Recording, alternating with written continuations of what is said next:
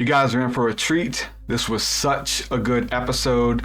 Jennifer, man, she brought so much beauty, so much awe and wonder, childlike faith on how to connect with angels and souls, fairies, the elements, and any and everything in between that exists within these realms of consciousness. We are sharing this space with many types of beings, and sometimes, just sometimes, you can catch them on camera. She has some amazing video footage, and when I saw her footage, I knew I had to sit down and have a conversation with her because I'm experiencing similar things that she's catching on camera that I haven't caught on camera yet, and she's doing it. So it's like, let's just share, let's connect. And so hopefully we're planting seeds. Hopefully you guys are experiencing similar things, or maybe there's an impartation and now you want to, and you know to search for nuances and things like that. So buckle up. This was a great conversation. We talked about so much. I hope that you're blessed by this talk, and thanks for hanging out. Enjoy. Really quick before we get started, if you are blessed by this ministry, if you're blessed by this platform, anything that I bring to the table, I ask you to partner with me via Patreon. Go to patreon.com/TruthSeekah and you unlock rewards, my entire discography of music, webinars, meditations, weekly hangouts, and so much more. Patreon.com/TruthSeekah. Go check it out. Won't you come and take me away?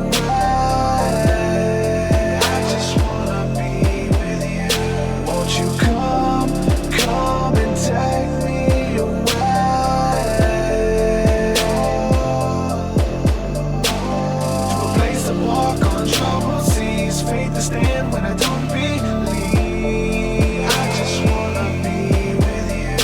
Won't you come and take me away? I just wanna be with you. Won't you come? You are now locked into the TruthSeekah podcast, streaming live at truthseekah.com, your source for spiritual and inspirational music, teachings, and media. This show is designed to help you grow in your walk with Christ and advance the kingdom of heaven. And now, your host, TruthSeekah. What's up, ladies and gentlemen? Welcome to the TruthSeekah podcast. I'm your host, TruthSeekah. Today, my guest is Jennifer Battershill. Jennifer, welcome to the show. How are you? Good. How are you? I'm doing great. Excited to have you. I'm excited to be here. Yep. I had a friend of mine, Nico Morales. I don't know if he's reached out to you at all or if you know who he is, but he showed me your videos a couple weeks ago, and he was showing me all of these different people online that he watches their stuff and dealing with the elements, the fairies, and being able to get them to show up on command and things like that they're catching on camera. And he showed me your videos, and I started watching them, and I was like, man, I need to have you on, pick your brain and roll some ideas off of you and introduce your work, to my audience. So it's a pleasure to have you. Thank you. Yep. I've been doing this since 2018. It's been a couple years, and it started out really, really wild. I grew up a lot like you. I wanted to let you know, I read your background story. You and I had the similar background where we were like dealing with the occult. And then my story is a little bit differently because when I was growing up, I had things happen to me that I had no control over. And it kind of directed my entire life, which is a whole other strange story besides what I see up in the sky. I have written a book, which I know that you've written a few books. The book that I've written, I had to write as a paranormal, romance story, but I cannot tell, I couldn't put it as a biography. I couldn't market it that way, but it actually is my story about the past 40 years of my life, 35 years of my life. It actually took me decades and decades to write because when I was younger, I had all these strange occurrences happen to me, like paranormal experiences. And then the angels and, my spirit guide said, write this all down. So, here I was as a teenager with a pen and a paper, and I started writing everything down. And then finally finished the book. And till this day, I'm still baffled about like why, but there's some things that we don't know yet that will come to light. So that's how this all began with me. Why I went down the paranormal road, because for a lot of people, my parents were Catholic, I was raised Catholic, but then I fell away from the church.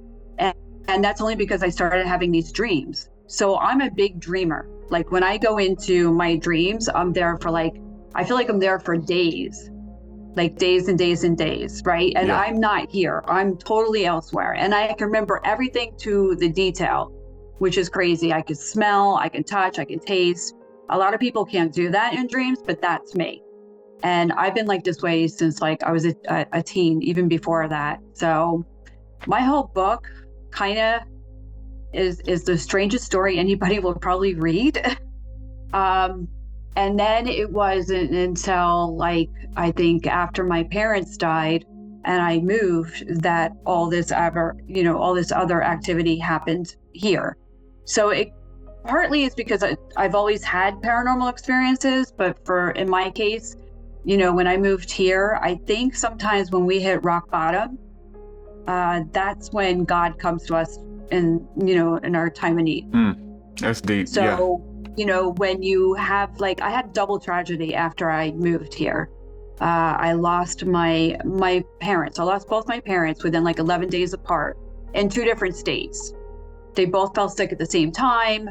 The day that my mother told me she had cancer, my father died. And then 11 days later, she was gone. And then it wasn't until a couple months later, that spring, that's when all this activity started happening. So it's kind of like you go into the darkest, deepest parts, and then all of a sudden you're shown the light. Yeah. And that's what happened here.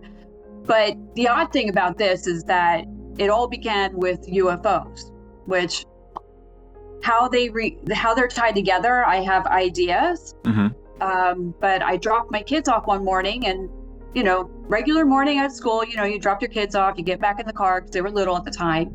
And I looked up in the sky and I saw something, metallic that shouldn't be there. And it wasn't an airplane, and it just went zoop, diagonal straight up. There's no way an airplane can move like that.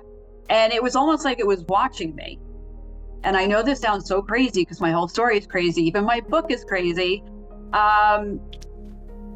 They were watching me. And then, so this is where it gets really crazy from there, because when my kids were little, they were playing out in the driveway. This is actually, hold on a minute. I think it was 2018.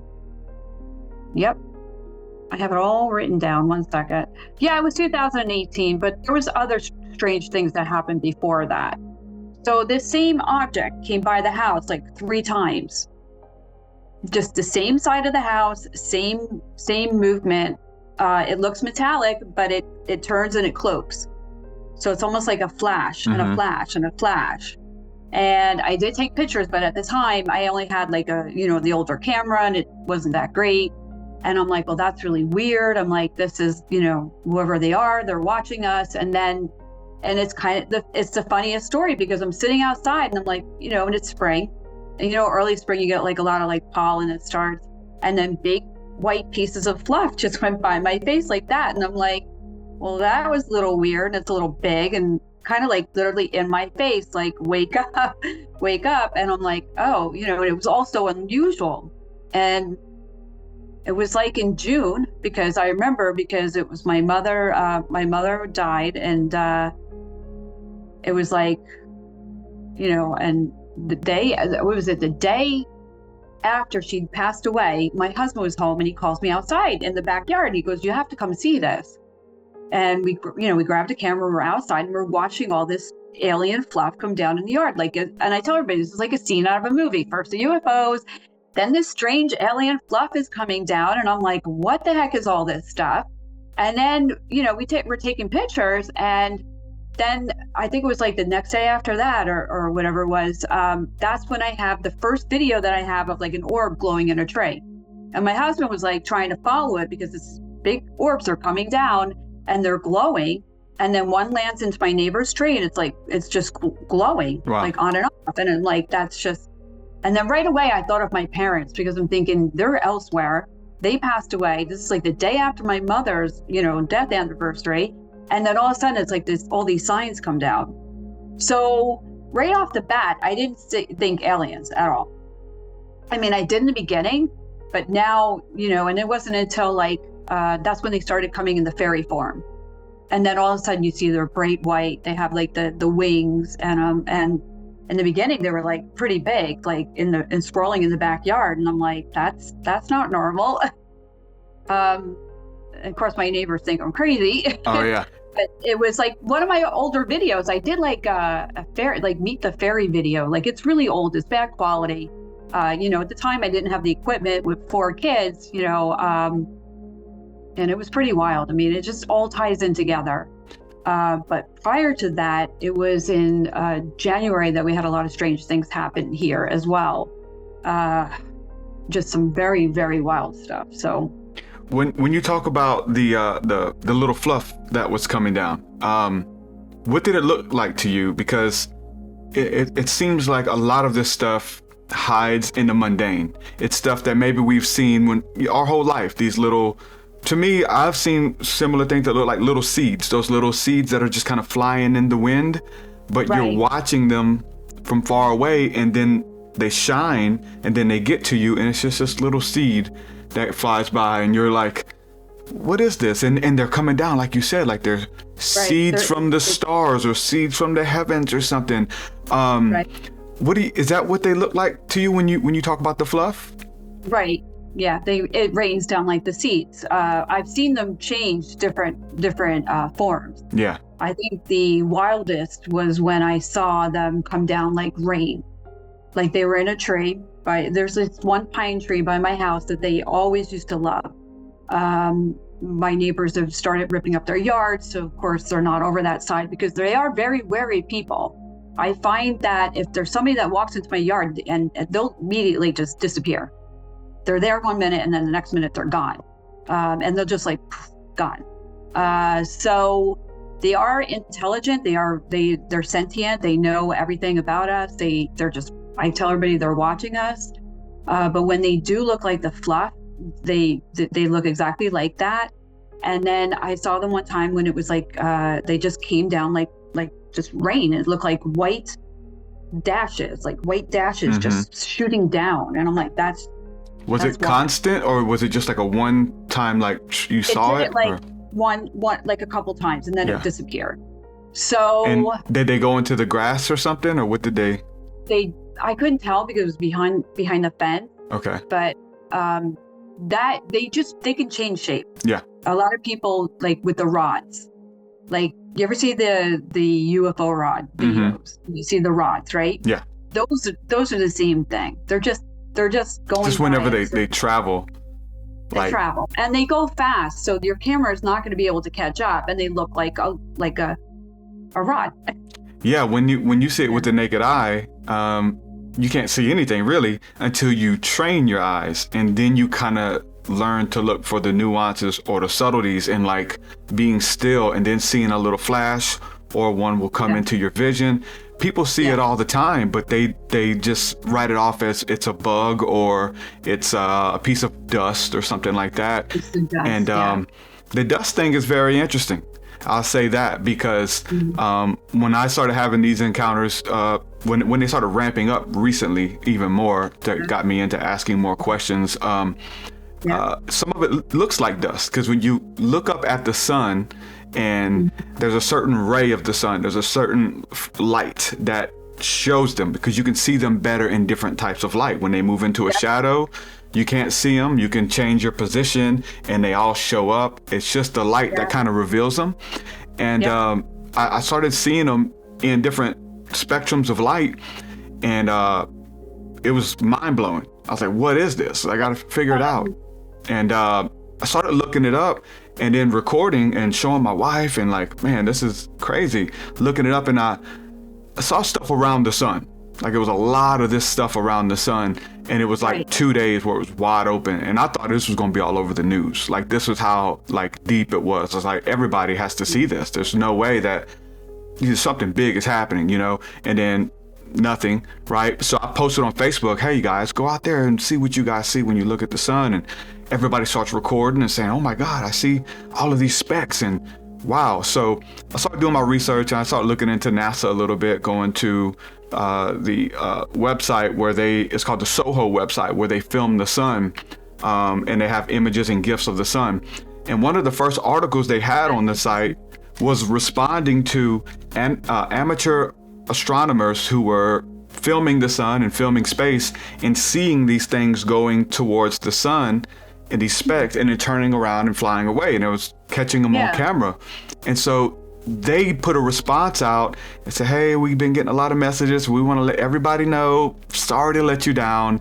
It's not intelligent life. It's not aliens. It's only dust. It's dust. Yeah. So dust was picked up on our cameras and it was dust. And so it's like, oh, I'm like, man. So it's like, sorry to let everybody down. You know, we want it to be aliens. We want it to be intelligent life, but it's just dust. Yeah. But when you go, see, they're not lying to you. Here's the thing. They're not lying to you. Go to etymology and look up what dust means. Dust means particles of life that can travel by the wind, that is light enough to travel by the wind. It's living creatures that are light, that they can take flight on the wind. And wind in the Bible is spirit, it's ruach, and they're traveling by the spirit to come. So when they tell you that, oh, it's just dust, they're not lying to you, but they lied to us about what that word means because it's common. We get dust on the computer. Oh, that's all it is. It's like, no, that is deeper. And if you'll look into it, that's the invitation. I got my eye on this dust clouds coming in or the rain coming in. So it's like, that's why I was saying hiding in the mundane, right? Yep, absolutely. What was it? Pythagoras said that there's spirits in the wind. So they knew a long time ago about all of this. Mm-hmm. They just hid it.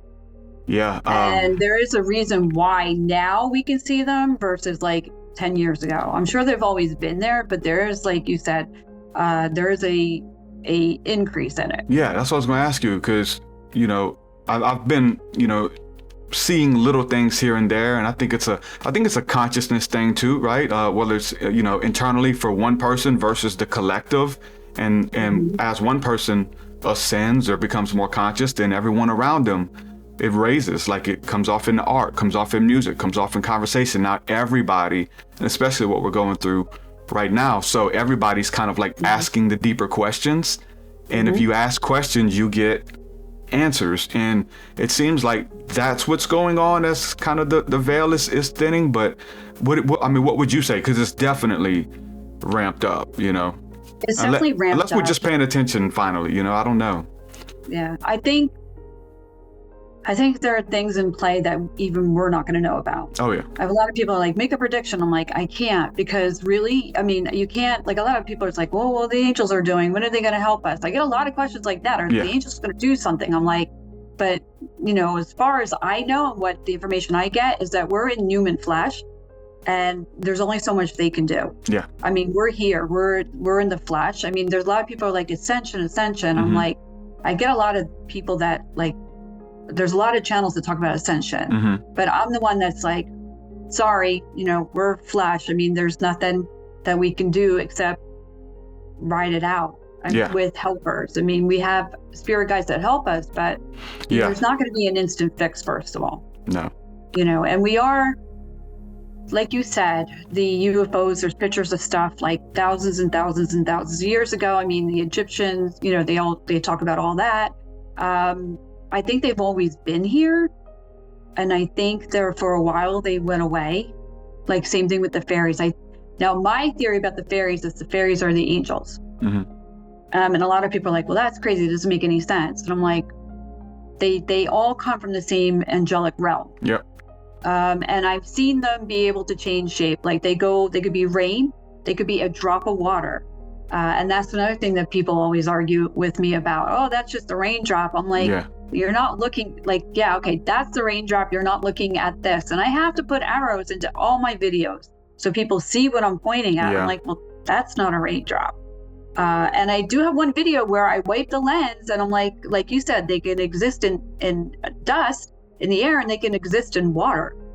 You know, I'm like, I wipe the lens, I'm like, look what's on my finger. And I even show, like, I go in, I show the photos, I'm like, there you go.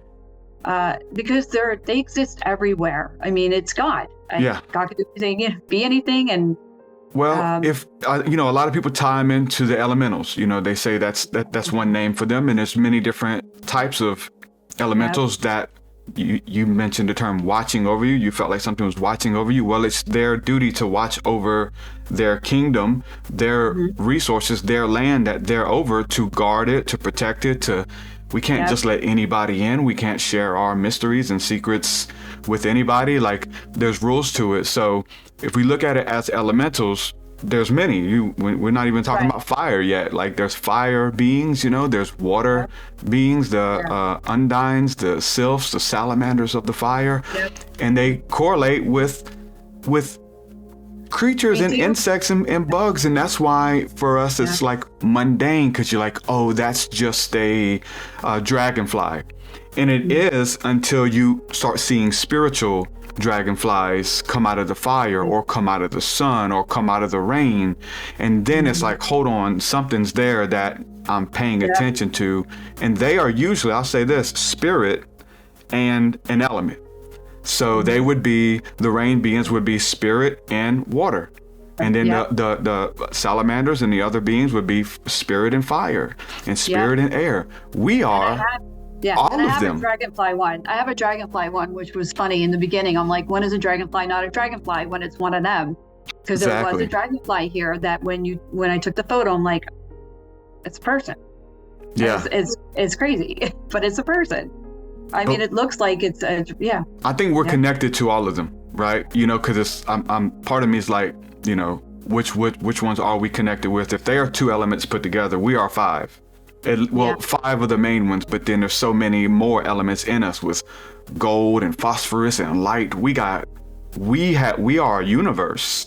Yes. And we have dirt and dust, because Bible tells you that quite literally we're made out of that. Yeah. And we're connected with all of them. If we'll come back into what I believe, and maybe you're getting this too, tapping back into love. And when we talk about ascension or anything, that's all I'm talking about. It's moving your heart, moving every part of your being back into divine love with all creation. And that's how you get access, right? Because they'll approach you when you're in awe, childlike wonder, and you're just being a kid again. And we're not children anymore, but our hearts have to be, our imaginations have to be, and that's kind of like what gives us access. Right, absolutely. That's 100%. That's what they told me when they first came here. The fluff, and they were all over the yard as the fairies. I've seen pixies here. I mean, that's the pixies are the same thing. They'll come in and they'll look like an insect, but they're not. They're pixies. And it's all about kindness. That was the first thing that they kept drilling into my head, because I had a series of dreams, and every night it was like the same dream over and over and over, is that kindness is the key. We forget to be kind. We forget to be nice to somebody. I mean, we're always go, go, go, rush, rush, rush, but we've lost that element of just being kind to one another. Yeah. And for me, what they tell me is that it doesn't matter what you're like. You can be at church or not at church. None of that matters. It just matters what, like you said, what's in your heart. 100% what's here. Well, whenever we're kind to people, kind to strangers, the Bible talks about that. There's a whole ancient belief that you have to take care of strangers, because it just might be Christ. It just might be an angel. So any homeless person, any beggar, you want to make sure you help them, just in case they'll be able to bless you, or those kind of things. And you didn't want to get in trouble, and make sure you were somebody who was a conduit for this energy. And even when we look at people like that, because we still kind of feel that, that could be Jesus, or that could be so-and-so, but because they can give you something. But when it comes to the animals, most of us are like, the animals can't give you anything. You want to bet? So like, we don't go out of our way to talk to them, to bless them, to pray for them, to give them food or carrots or, whatever we're eating, and getting that relationship with them, because we're always looking for what we can get, and we just overlook the animals, but I found the physical animals and insects is that they're representations or representatives of that kingdom. And if you can't respect or honor them in your yard or around you, there's no way you're going to get into their kingdom where they can show you all of the majestic, beautiful, wild stuff. But when you start to honor it and appreciate it and just watch, even with attention, just watch it, because we're so busy and we're so much in our phones and we got so much going on, just to stop. And the Bible says, sit in silence, be quiet, be still. Absolutely. Yeah. Sit in still and watch the birds. Jesus says, hey, watch the birds, watch the insects. I saw that. I listened to your last podcast. That just blew my mind, because it's absolutely so true. It's amazing. We're not paying attention. Yeah. Because we're so distracted by everything else. The news. We'd rather pay attention than that. Yeah. In my case, I have 4 kids, so one of them's always blocking a toilet or dropping something, and like this one needs a ride. So, but that there's a lot of times when I come back home and I'm going to sit outside, I'm going to do exactly what you said. I'm going to listen. I'm going to watch the birds. I'm going to pay attention what's around. Yeah. And it's all around us. We just don't know it. And it's more now than ever so, because everything that's going on. We're seeing the darker. Yep. And then we're seeing the light. Exactly. Right? So with your story, you know, getting into the occult and going through the dark nights and having ego deaths and parts of you dying and then parts of you getting revived, you know what I'm saying? Yeah. Did you see the dark beings? Did you start there? So now there's a contrast, because there's people who listen to this conversation, religious people, and they think that all of this is demons. The fairies, the dust, all of it's demons. But have you seen the dark ones? I have. I've had quite a lot of experience. The most crazy story, well, I actually have a lot of crazy stories. When I started watching the orbs in my backyard, my neighbor across the way here, I could see his backyard from my house. He was on house arrest for something very, very bad. And I do have this mentioned in videos. COVID hit, and unfortunately, they wiped his record clean.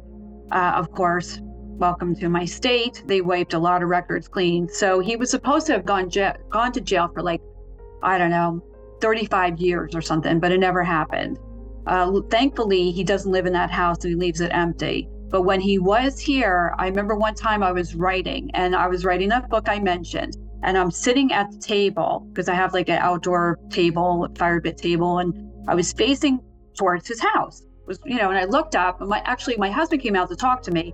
And I'm looking at my husband, but then I see something behind him, and I could see my neighbor's roof, and there's something on his roof, and it's smoky, and it looks like an octopus, and it's got like a darker center, but it looked like tendrils. Yeah.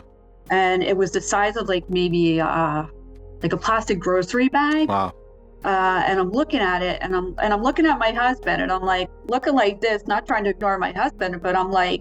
And I watched this thing slither down his roof, and it slithered all the way down the side of his house and then went into his deck doors. And at the time I had the laptop. I didn't have any cameras, and I'm looking at my husband like, oh my God. And then he didn't see it because he's looking at me and he thinks I'm crazy, and I'm looking past him and I'm like, oh my God, like this thing just literally was like a demonic spirit that slithered down and just went right into his house. And I'm like, well, there you go, because like attracts like. This man's already dark. He's done some very evil stuff, and this thing was like flashed right onto him. It was seeking him out. Yeah. So that was broad daylight too. And I'm pretty sure they could be as small or big, just like the angels can. Mm-hmm. Which brings me back to another story of when I was growing up. And this is in my book. The book is called The Phoenix, the Tiger, and the Rose. And there's a reason why it has that title. The phoenix means rebirth, the tiger means strength, and then the rose is for love. And when I was about 13, 14, I had a very bad childhood. I had a lot of trauma I went through as a kid. A lot of people, unfortunately, don't have that great family life growing up. I mean, divorced parents, abuse, all kinds of stuff. And when I was 13, I started dreaming of the same man over and over and over. And I've been dreaming of this man my whole life, And it turns out that he is real. He does exist. And that's a whole other crazy story, because he wasn't somebody that, lived around the corner that you can walk up to him and say, hey, you're in my dreams. I don't know why. And because he was in my dreams night after night, like all the time, constantly. In the beginning was like just talking, and then a friendship grows. And next thing you know, you're having this love affair through dreams that makes no sense. So at 14, 15, I'm at the library trying to understand, why am I having the weirdest dreams ever? They don't make any sense. So I started reading all about different religions. I started reading about reincarnation. Do I know this person from another life? He's so familiar to me in the dreams. And that whole book is talking about the path that I was on. And I spent my whole life trying to tell one person one thing. And at the end of the book, I go into the epilogue where, of course, I talk about all the crazy stuff coming out in the news, like Epstein's Island. I talk about symbolism a lot, where on one hand, I can see the symbolism that he's been involved with, because it turns out this person is not innocent. This person is in a dark world. But the angels gave me these dreams of like, you can try to save his soul. And I'm like, but I can't, and at the end of the book, the last paragraph in the book was leaving it up to fate if this book lands in his hands. And I mean, there's more stuff after that. So I'm kind of writing a part 2 that I shouldn't be writing a part 2 of that book, but it's so wild what happened after that. But then still at this point in my life, I'm like, but he's, it's coming out that he's tied to Epstein. And it's like, that just blows my mind, because it's kind of like, why would God do this to me? Could it be somebody kind in my dreams? No, it had to be somebody that unfortunately fell in the dark. Yeah. And they're like, you could try to save his soul. And I'm like, well, I gave it my best shot. That's all I can do.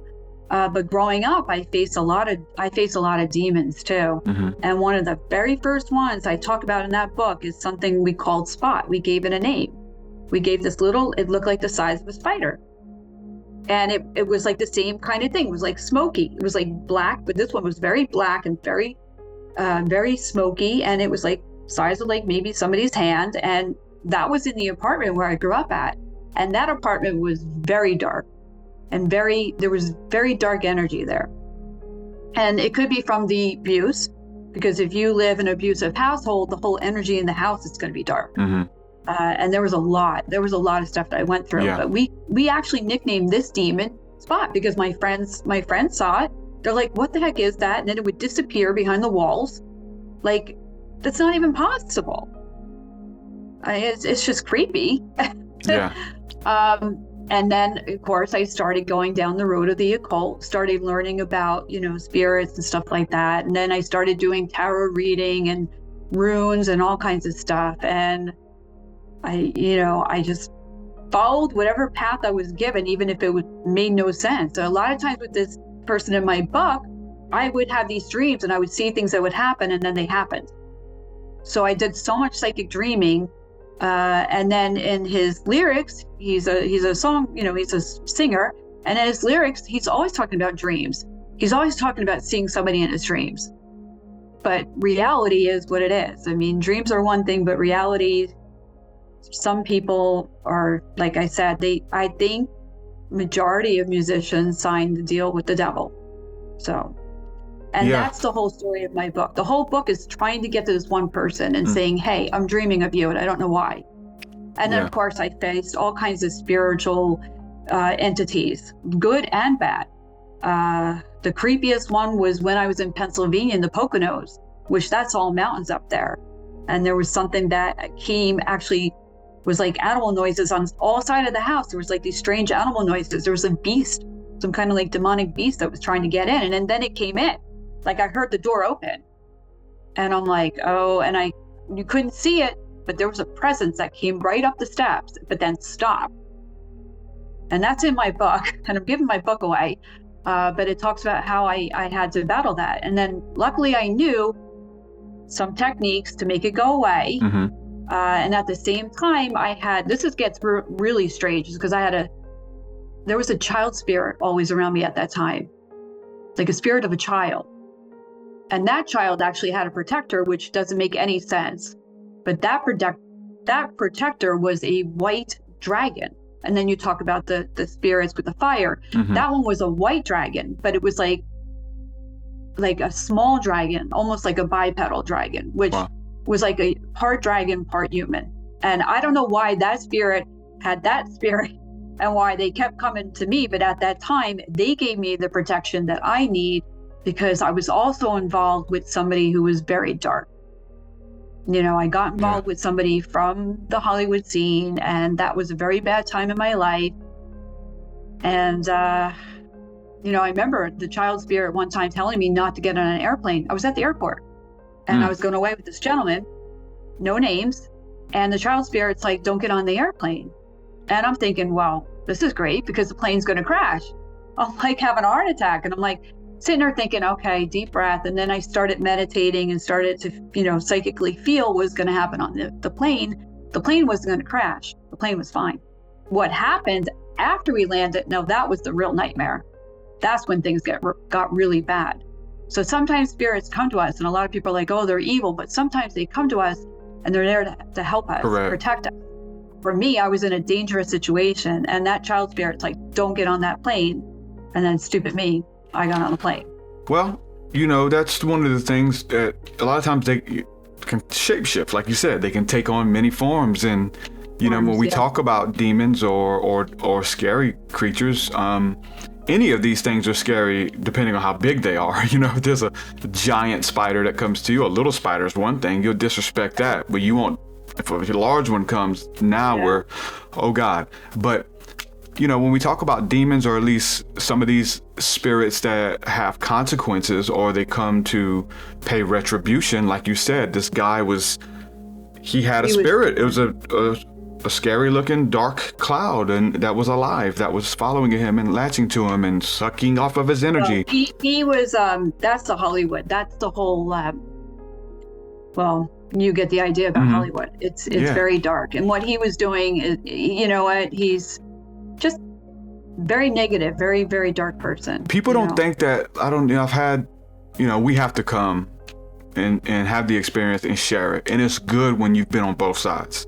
And live to tell about it. Let's say that, because a lot of people, they don't. So to be able to tap into darker stuff, come out of it, and not, because that's almost like, hey, the dark ones are waiting for you. Don't get involved in anything spiritual. But then the angelic are like, hey, we got some stuff. We want to show you the real stuff, the real deal. And so here you are, or here humanity is, in the balance between light and dark that both exist. So it doesn't scare you to see a fairy or something like that, or even a spirit come out of the fire. It's like, oh, fire is from hell. No, that's not it. I've seen the dark ones, and there's an energy, and they literally suck the energy out the room, you know? Yeah. I think a lot of times they were just trying to take me out. Yeah. Because they didn't want me to do this book. They didn't want me to, they tried to, there's a lot of dark spirits that just wanted to stop me in my tracks. And actually, after I started doing I went on YouTube, and I'm like, well, I'll make a YouTube channel. Yeah. And then I started, and then that first year, I almost got into 4 different car accidents. And that's another strange story, because sometimes you don't have to see the dark spirits. They exist almost in like an invisible form.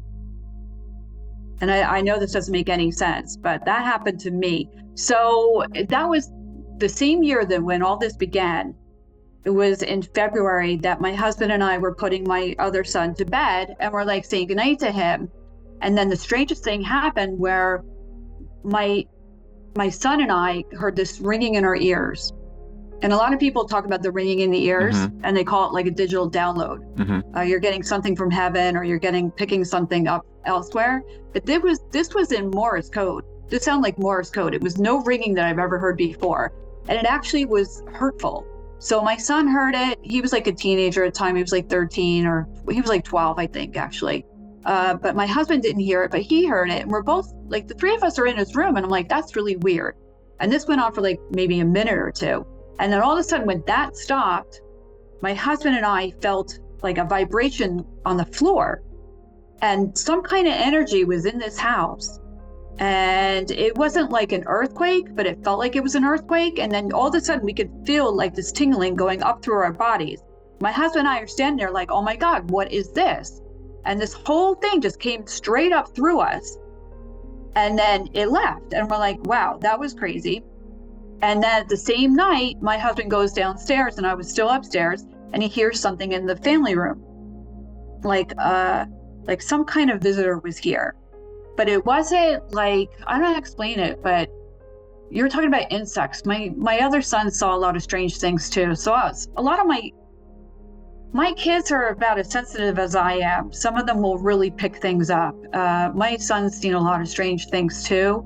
And he described one night seeing like an insect come into his room, but it was like a friendly insect that could like kind of make noises. And I'm like maybe this tall, like it's weird. Like whatever weird is happening, it always happens to us. But that same night, my husband heard something in the family room, and we go to investigate. There's nothing there.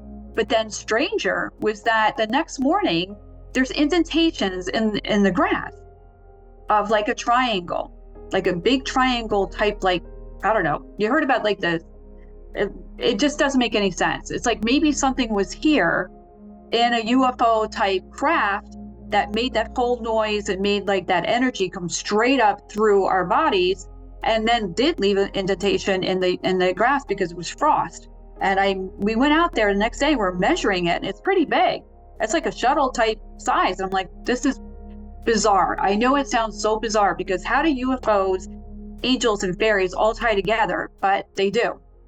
And this is my theory, and I'm going to stick to it, is because I believe 100% that angels have technology. Because why wouldn't they have technology? In the Bible, it talks about, like, there's a lot of stories about chariots and horses. But it's 2023.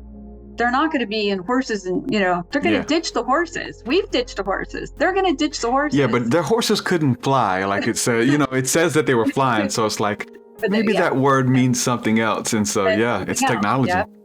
Yeah, technology. Absolutely. Because that's the way that I saw them.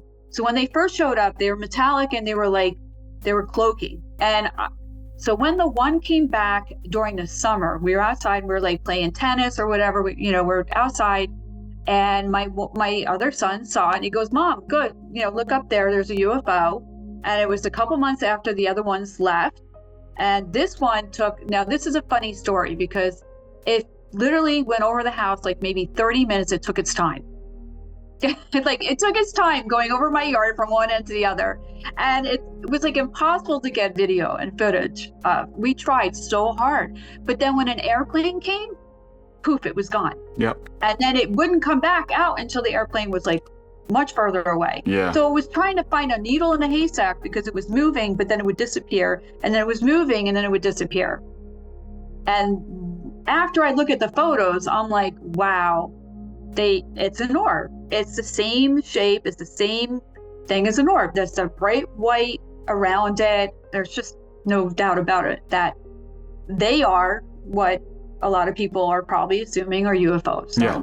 Well, there's different types. There are, some that are metallic, and some that are metal, and some that just have technology that they send out to come down, and because why?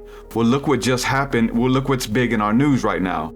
Yeah. That our military is shooting down anything that stays stationary long enough. They will shoot it down. Instead of coming in, we come in peace, or what are you? Or let's get to the bottom of it. Their first answer to everything, pull the trigger. Let's shoot it down. And if we'll look at ancient art, even Christian art, there's all of these images of God and Jesus sitting on their heavenly thrones with this big metallic orb with antennas on it that they're getting ready to send to Earth. And when you're talking about who the good guys are versus the bad guys, I'm fully convinced that, those who are in power here on this Earth are not good. They don't have our best interest in mind. I'll say that. And all of my encounters from the things that come from above have been blissful, have been returning to childlike awe and wonder and hope, and wow, angels are real. There is the afterlife is real. There's more to this reality, that they impart, versus the doom and gloom and things that I get from the other government that we think are our leaders, but are not. They're pretending to be. I'll say that. Yeah. And you like the fact that now they're telling us there's no debris. There's nothing to find. There's nothing to discover. There's nothing there. And we're supposed to buy that. Yeah. Yep. Well, they're trying to get, I think they're trying to get ahead of the narrative, because the footage I have, I'll be honest with you. I don't want to put it out there like that, but I'm a little nervous because it's so compelling. Like, just to say this, not to say what's going on. I can give my opinion and from my study, my research, and my experiences, just like you are, but it is beyond what the human mind could even comprehend, and so that's why your mind isn't. The Bible tells you straight up that the mind cannot understand the things of the spirit. There's no possible way. You can try, but your heart can. Your spirit can. You can feel it. You can become one with it. We try to articulate it. That's what we're doing now, but it is an experience that becomes a part of you. It is an awe and a wonder that, hey, fairies are real. Those movies and things that we watched, and we saw pixies and brownies and Willow and all of those movies. It's all real. If you can imagine it, it's real. That's what we're talking about. Where like, I believe in some strange way of even God being inside of us, his light and his breath, that when we believe something and we look for it and we speak it, if it never existed before, that it has the ability to form and come and show itself to you and to others. Like, that's the magic that they don't want us to know about, because if we knew that, we'll start speaking about and imagining a better world, a better realm where the veil is thin. And guess what? We are saying that, and we're believing it. And guess what? We're experiencing it. Everyone is, the collective is experiencing. You have to stick your head in a hole somewhere not to be able to see and experience this stuff. Yes. All of the ancient artwork depicted it. They were in relationship with all of these beings. There was a time where the veil was thin and they were in communication with all of the beings, and they weren't at war. Something happened. We started spraying the skies, and they literally were hunting these beings, to be honest with you. This is all in antiquity. There's documents that they wiped all of the magical creatures off the face of the earth, or brushed them away to Antarctica or somewhere else. But their spirits are here with us. Their spirits that govern in the etheric realms where we live and we share this space with, they're not hostile. We're obviously the hostile ones, that we have to learn how to become loving and peaceful. And when we do that, they welcome us into their world. And that's 1,000%. I'm fully convinced that's what's happening. Yeah. So when I started doing this, there was another woman who got pushed out in the news. The same time that I started going on YouTube, that same summer, I heard of another woman, and I said, I thought she was seeing the same thing that I was seeing. And right away, I'm like, let me go check her out, because she's the competition. And she's still on YouTube, and she's the biggest psyops going. And she's got 100,000 subscribers or more. Yeah. And I know for a fact that she buys them by the thousands. She buys subscribers. Everybody thinks she's like the second coming of Jesus. They worship this woman.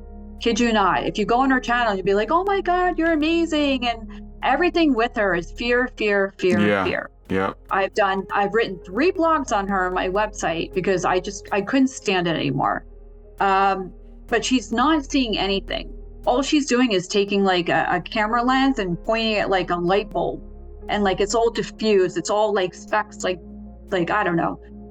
She got caught using a doll's eye, which is creepy. A glass doll's eye. She was reflecting the light off of that when she first started. And she was telling everybody that it's a fleet of UFOs that are around the sun. And you remember when, I don't know, this was a couple of years ago, they shut down the observatory in New Mexico. And they shut down one in Hawaii or something. But the one in New Mexico, it turns out it was a criminal investigation. So everybody went wild with the UFO claims. Everybody's like, oh my God, UFOs, aliens, they don't want anybody to see. And then she claimed she was on the ley lines of the same observatory, and then all this 3 beings came down, and one of them took her body over, and all this crazy stuff, right? This story about her is so crazy that I could just write an entire book on her lunacy. but people eat it up like candy. They're Yeah. like, oh, give me more, and they literally think she's Jesus. Yeah. They call her the chosen one all the time. Wow. But she's the deceiver. She's playing Lucifer. She's got everybody going down the wrong road, the wrong path. Yeah, when they point to them, that's the thing about a teacher and a real chosen one, is that you want the collective. You give yourself for the people, for others, Right. and you want to encourage, hey, don't take my word for it. You go out, sit in nature, get everything out of your mind, and just simply say hello. You do it and come back and tell me what you see, so I know that I'm not crazy, because we're in this together. And the one thing you see is it's called the Messiah complex, where I am the chosen one. I get the messages from people who they'll try to tell me that I am. It's like, no, I'm nobody special. I have bad days. You're just as special. I am special. We all are, right? But it's not, the only thing that separates me from, I think, anybody is the fact that I kept going out and I keep doing it and I'm looking for it. And if you will, you just got to stay out there long enough. You got to want it. Yeah. And it'll catch your attention. If not, you'll laugh at this conversation. You'll laugh at everything we're saying, and you'll keep moving. And so it wasn't for you. But that's the beautiful thing about sharing this stuff openly, is that you do get a lot of scoffers. You do get a lot of stuff like that. I get a lot of that. Actually, I'm not even popular on YouTube. I've got like only 500 subscribers. And sometimes I think I should advertise a lot more. But at other times I follow the meekness, to be meek, to not want the attention, but to help others. Yeah. And No, your stuff needs to get out there. Yeah. Because but it's weird because I try. Yeah. And I can't tell you how many times I've gotten up and I've fallen down. And a lot of times I'm like, oh my God, I quit. Because people don't understand that, like, I could do a live stream and I'm like, I'm done. But then when I'm sitting out there and I'm filming and I'm out there freezing in the cold, I'm in the rain, and then I have to slow everything down. Like my night ones, I'll sit there and I'll take like maybe a week, because I'll stop and I'll stop and I'll stop and I'm looking for the anomalies. Yep. I'm looking for something that is not this, but it's this, and then I have to point it out to people, because this is what you're looking at. So like all my videos take like hours to do. Yeah. My photos are a little bit quicker. But it's like such time consuming. And the first year, the second year I did it, I got sick because I was outside in the freezing cold all the time. And I'm like, wound up like at the doctor's getting antibiotics. I'm like, I'm the crazy person. And I tell everybody I love doing this in winter, because then they can't come back and go, oh, that's an insect. I'm like, no, it's not an insect. Oh yeah, especially if you're going out at night. Do you do a lot of stuff at night too, or is it mostly during the day? It's interesting because at night I watch the cameras. Okay. So here's the thing that I was going to talk about technology, is that I had a camera out on a ledge, and then I have one in the backyard. And the one in the backyard is the one that I have a lot of footage and photos from night, and they look like they're creepy entities. They look like they're demonic, but they're not. They're not. They're just like, my husband and I had to sit out there and we're trying to figure out how this is happening, because you don't see them, but you see them. And somehow it's like, I'm convinced that they're beaming some kind of images into the camera and the camera's picking something else up. Like, it sounds crazy. Like, sometimes I think I'm the craziest person on the internet, but I keep going because I'm talking to little people in my yard, and then I'm looking at these things in the backyard at nighttime, and I'm like, this is just, none of it makes any sense. But they would just appear. And there's like, if you watch some of my nighttime videos, you can see that there's like, it's like normal, but then all of a sudden something clicks, like almost like a light switch goes on, and all of a sudden you see the other stuff, which is even more interesting because there's no lights out there. So there's not a external light that's popping on. There's some kind of light that looks like a light. It could be just electricity from something, but there's something there. And then when that flips over or like it changes, that's when you can see the entities, other than just the normal orbs and rods and stuff. Do they ever do you ever feel like they're trying to show you something? Because like so here's what I feel like, that there's bigger spirits that we can't see, right? They don't have the ability to appear or to use matter. Maybe they're just spirit and they're not fire, Maybe they're just Right. air, and all you can do is feel the wind or watch how the leaves blow. And I'm sure Right. you know, just sitting out there, you'll see different parts of the grass moving, that it looks like something's traveling. When this stuff started catching my attention, I was just sitting outside meditating in the sun and just paying attention to the yard. And then one of the things that I talk about, I'm big on this, is in the mundane, because it's in like, oh, that's just bugs. Yeah. But there's in the South, there's these little gnats that Yes. they kind of go around in packs, and sometimes you'll walk through them and they're in your mouth. Oh, gnats, Right. it's this big. Yes. And they're kind of a nuisance. And so, or they've been a nuisance. So I'm out there meditating and I see them and they're getting close to me. And I've been kind of studying the pine cone and swirling and generating energy kind of thing in vortexes. And I've been having downloads and studying the Anunnaki. They were into things like that. It's all in the Bible. And I'm looking at these insects and I see them. And I'm like, oh, there's those little gnats or whatever. And it's during the day, it's at noon. And they come, and there's just a pack of them, and they're just kind of moving around fast. They kind of bounce. Yeah. And it's just a little handful of them, and they're bouncing. Okay, that's cool. They're over there. And then there was another one next to it, and they were bouncing, and they're just specks. They're like dots, just bouncing. And it's bugs. Everyone, you see this during the day. And I'm starting to watch it as I'm in like a meditative state, like in communion. And I look at it, and then they start spinning like a tornado. And then they start going up and down faster and faster. And I'm sitting there looking at these things that I've seen my whole life. And I'm like, what the heck? And both of them are making these little tornadoes going up and down, and they're going faster, faster. They started getting so fast that they formed a solid object that was still. And I'm sitting here on the ground like, what the heck is happening? What's going on? What is this? And what are you trying to show me? But they were showing me like a DNA spiral, and but it was frozen because they were spinning so fast that it looked like a solid object floating in front of me. And then I'm like, kind of like crying, like, what are you trying to show me? Like, It's the DNA. what is it? And then Show you the DNA. then I was like, because we working with our own energy, like pushing and pulling and things, and we've been doing a little bit of that. So I'm like, are you trying to show me like I can extend and I can? So I'm working with them, trying to push them and stuff, and just in the space of like, hey, you're in the classroom, you know.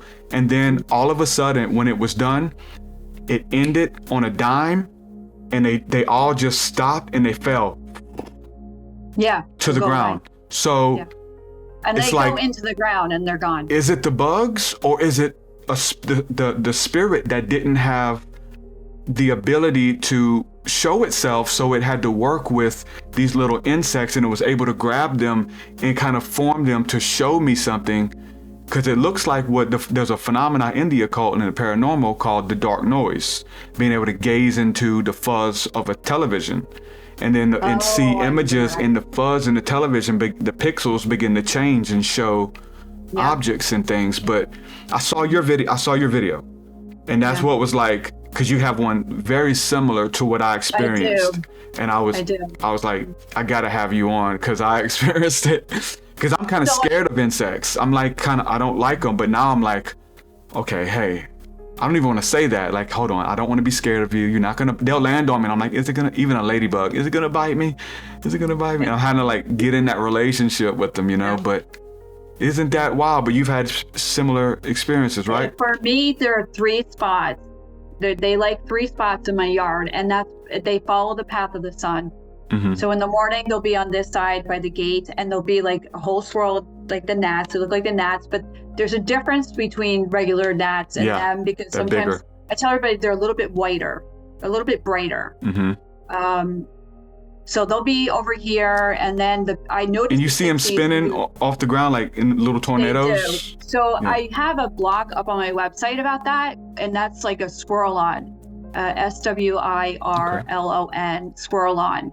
And that is something that they discovered. That's, you know, a lot of times when I write my blogs, I try to keep science in mind, you know, try to keep it a little bit level. Like, how does this tie into the Bible? But how does this tie into science? And researchers now are coming out with more information.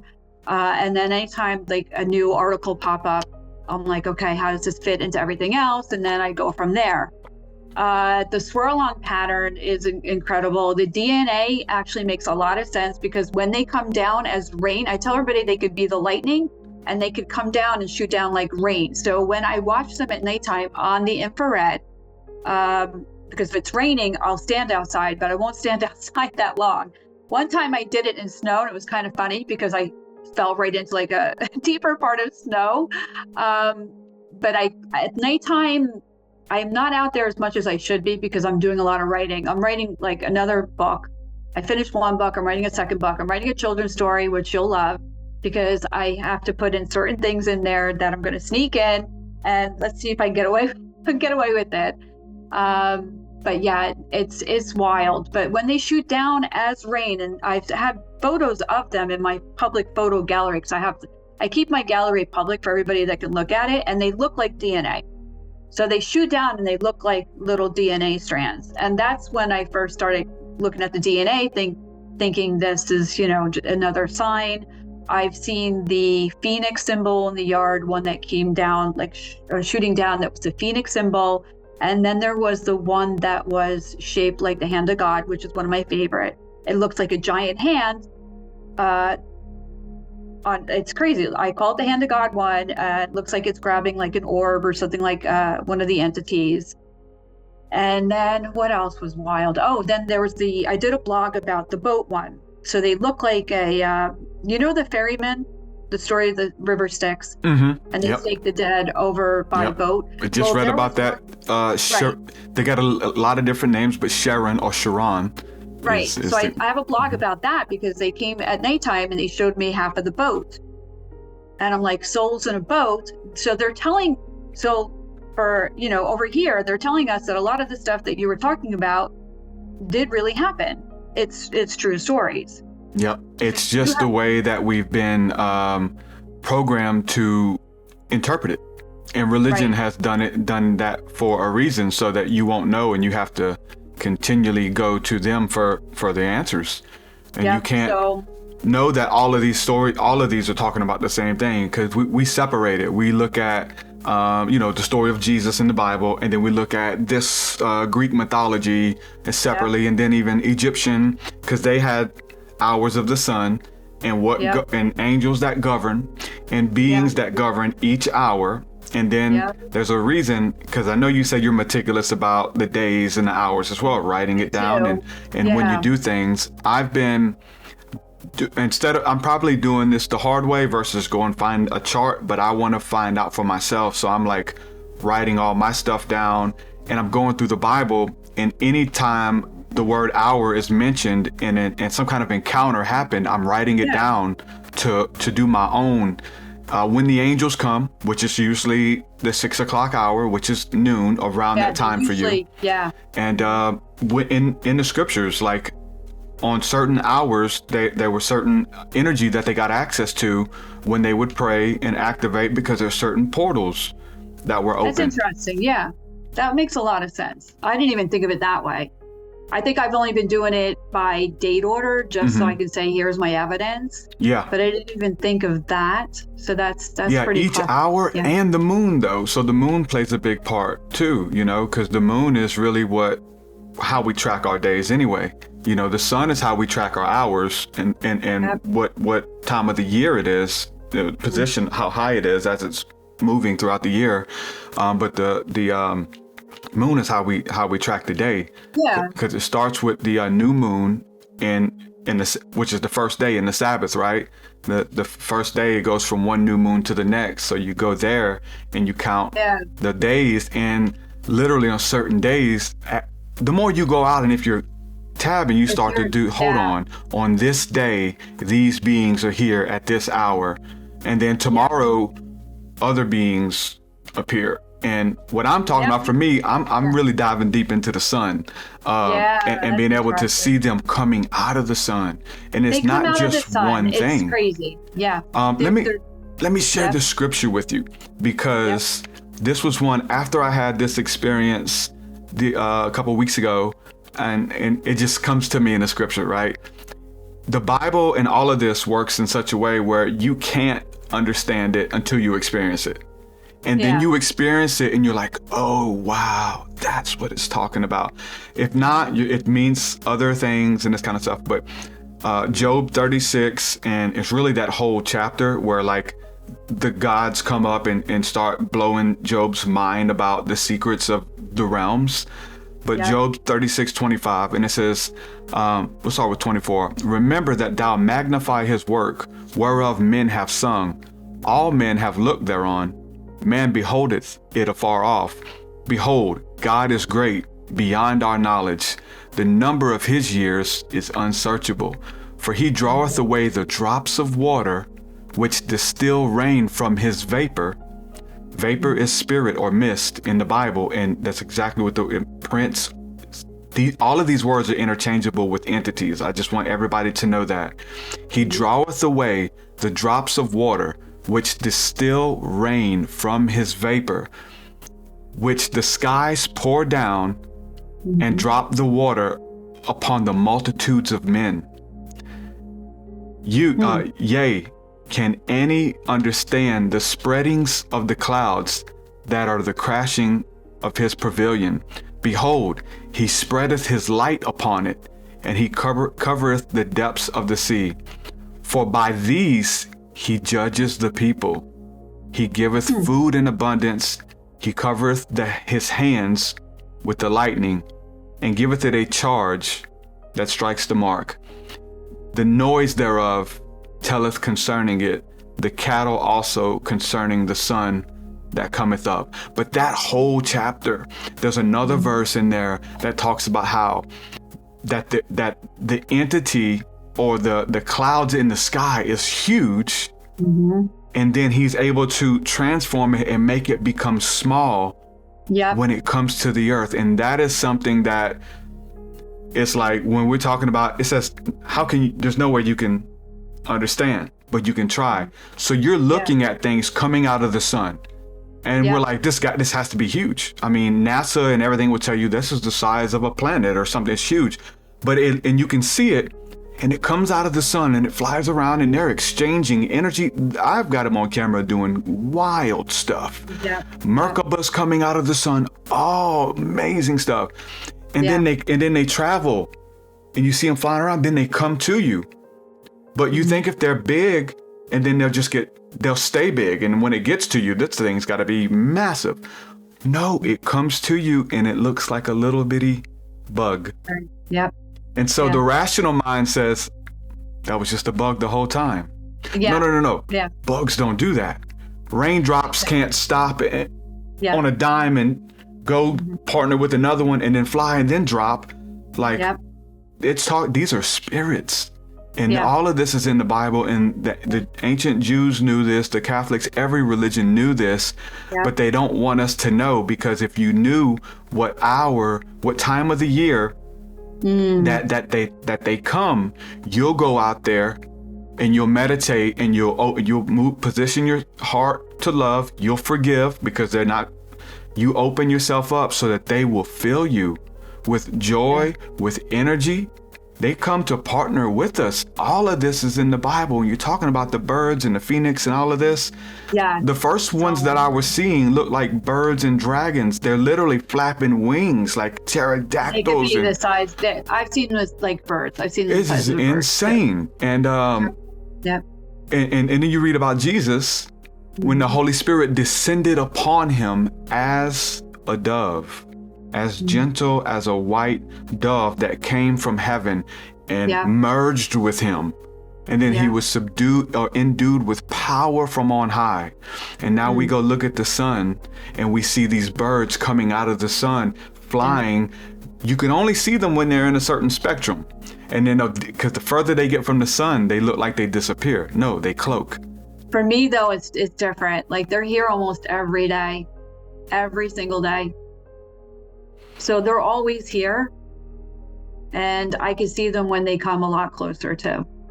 Yeah, I've seen them be sparks right in front of my face. Oh yeah. No, because they come here.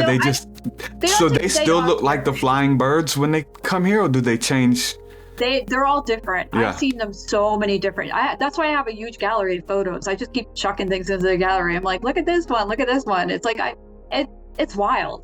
But I remember now that when I saw them drop down like rain like that, like white rain, there was vapor. There was definitely vapor there. Which the word vapor is prince in the Bible, and people don't know that. A principality, a spirit, it's a governor, it's so weird. All the signs are there. I think a lot of my blogs lately talk about cells. Now I'm started going into the universe. Everything's connected. The neurons in our brain. I have a picture of the neurons firing in the brain. The same thing as, what you see, what is it? They're called like the dark matter and all that. Everything's just so connected from grand scheme of things to like something this small. Micro and macro. That's why. Yep. So this is why I think I only have 500 subscribers, because it's not a giant UFO. It's people can't grasp. You got to be a one-trick pony. You got to keep serving the same thing. If you scare people, you got to keep scaring them. If you talk about aliens, you got to keep talking about aliens. You can't be multifaceted, which everybody is. Yeah. And like you said, it all fits in. It all fits in. Yep. Because we can talk about the spirit, the literal, your anatomy. We could talk about things coming out of the sun. To be honest with you, some of them look like sperm. They do. And I have, that's interesting because I have a video about that. I did one like about 2 years ago. I did one where I talk about ovum and sperm, and they look like they have tails. So a lot of times they look like sperm, and they're just phew. And then when you take a picture of the orb and you're looking at the orb, it's round. It looks like an ovum, and like it's just so connected. And they're connecting, and spark of life happens, and they become a cell. A womb. It's amazing. Yep. A sun. I find what you said fascinating too, is because when this started beginning, like I said, I was into the occult. I moved away from it. It wasn't until I think it was the one day that I was sitting outside and they came down in the fairy form. And that was the first time I seen them come down that level, before they were in the yard, before they were like in the all through the grass here. One actually came lower, a couple of them came lower, and I took photos. And it was that first time that I was sitting there looking at the photos. And like you said, that whole childlikeness comes out. You feel like you're young again. You feel like this amazing wow. And I remember I cried. I actually sat there and I cried. I said, wow, angels are real. And it was just the most incredible feeling ever in the world. And I think, and I tell people all the time, I'm one of those people that goes out there and I'll do the, what would you like for Thanksgiving? And I gave them Thanksgiving dinner. Like I'll leave food out there. Yeah. I'm trying to learn. I'm learning what can I bring? Because I kind of do it as like a thank you for being here. Thank you all the time. I love it when they sit on my roof like this, and they'll sit on the roof and I can immediately go out there and I can see them, and they are literally like watching. They'll park themselves on the roof and they're just like keeping watch. And you can see that they're definitely not a leaf. They're not a, it's just so incredible how they move. And there's kind of like a vibration to them when they're on the roof and they're standing still. And there's like a lot of it's always bright white. For me, they're always the bright white, except for the pixies. Now that's new. Just some of the other stuff is new. And I kind of feel like they're giving me new stuff when I kind of all right, what else you got? Same thing with the anomalies that I get, like the sky stuff. I get a lot of weird stuff in the sky. How do I explain it? It's kind of like an optical illusion where you can see it, but you can't see it. And I'll take these amazing pictures of stuff that shouldn't be there, but they are. And that's all connected, because when you start looking at some of the other photos I have, it kind of looks like, Jesus and Mary, where they have the halo. They're surrounded by that light. Yep. And they're encased. So you see it in the artwork that they're encased. Exactly, yeah. And right. So that's what I see. They're encased by something that protects them while they're there. And they can change. They can go into the insect form.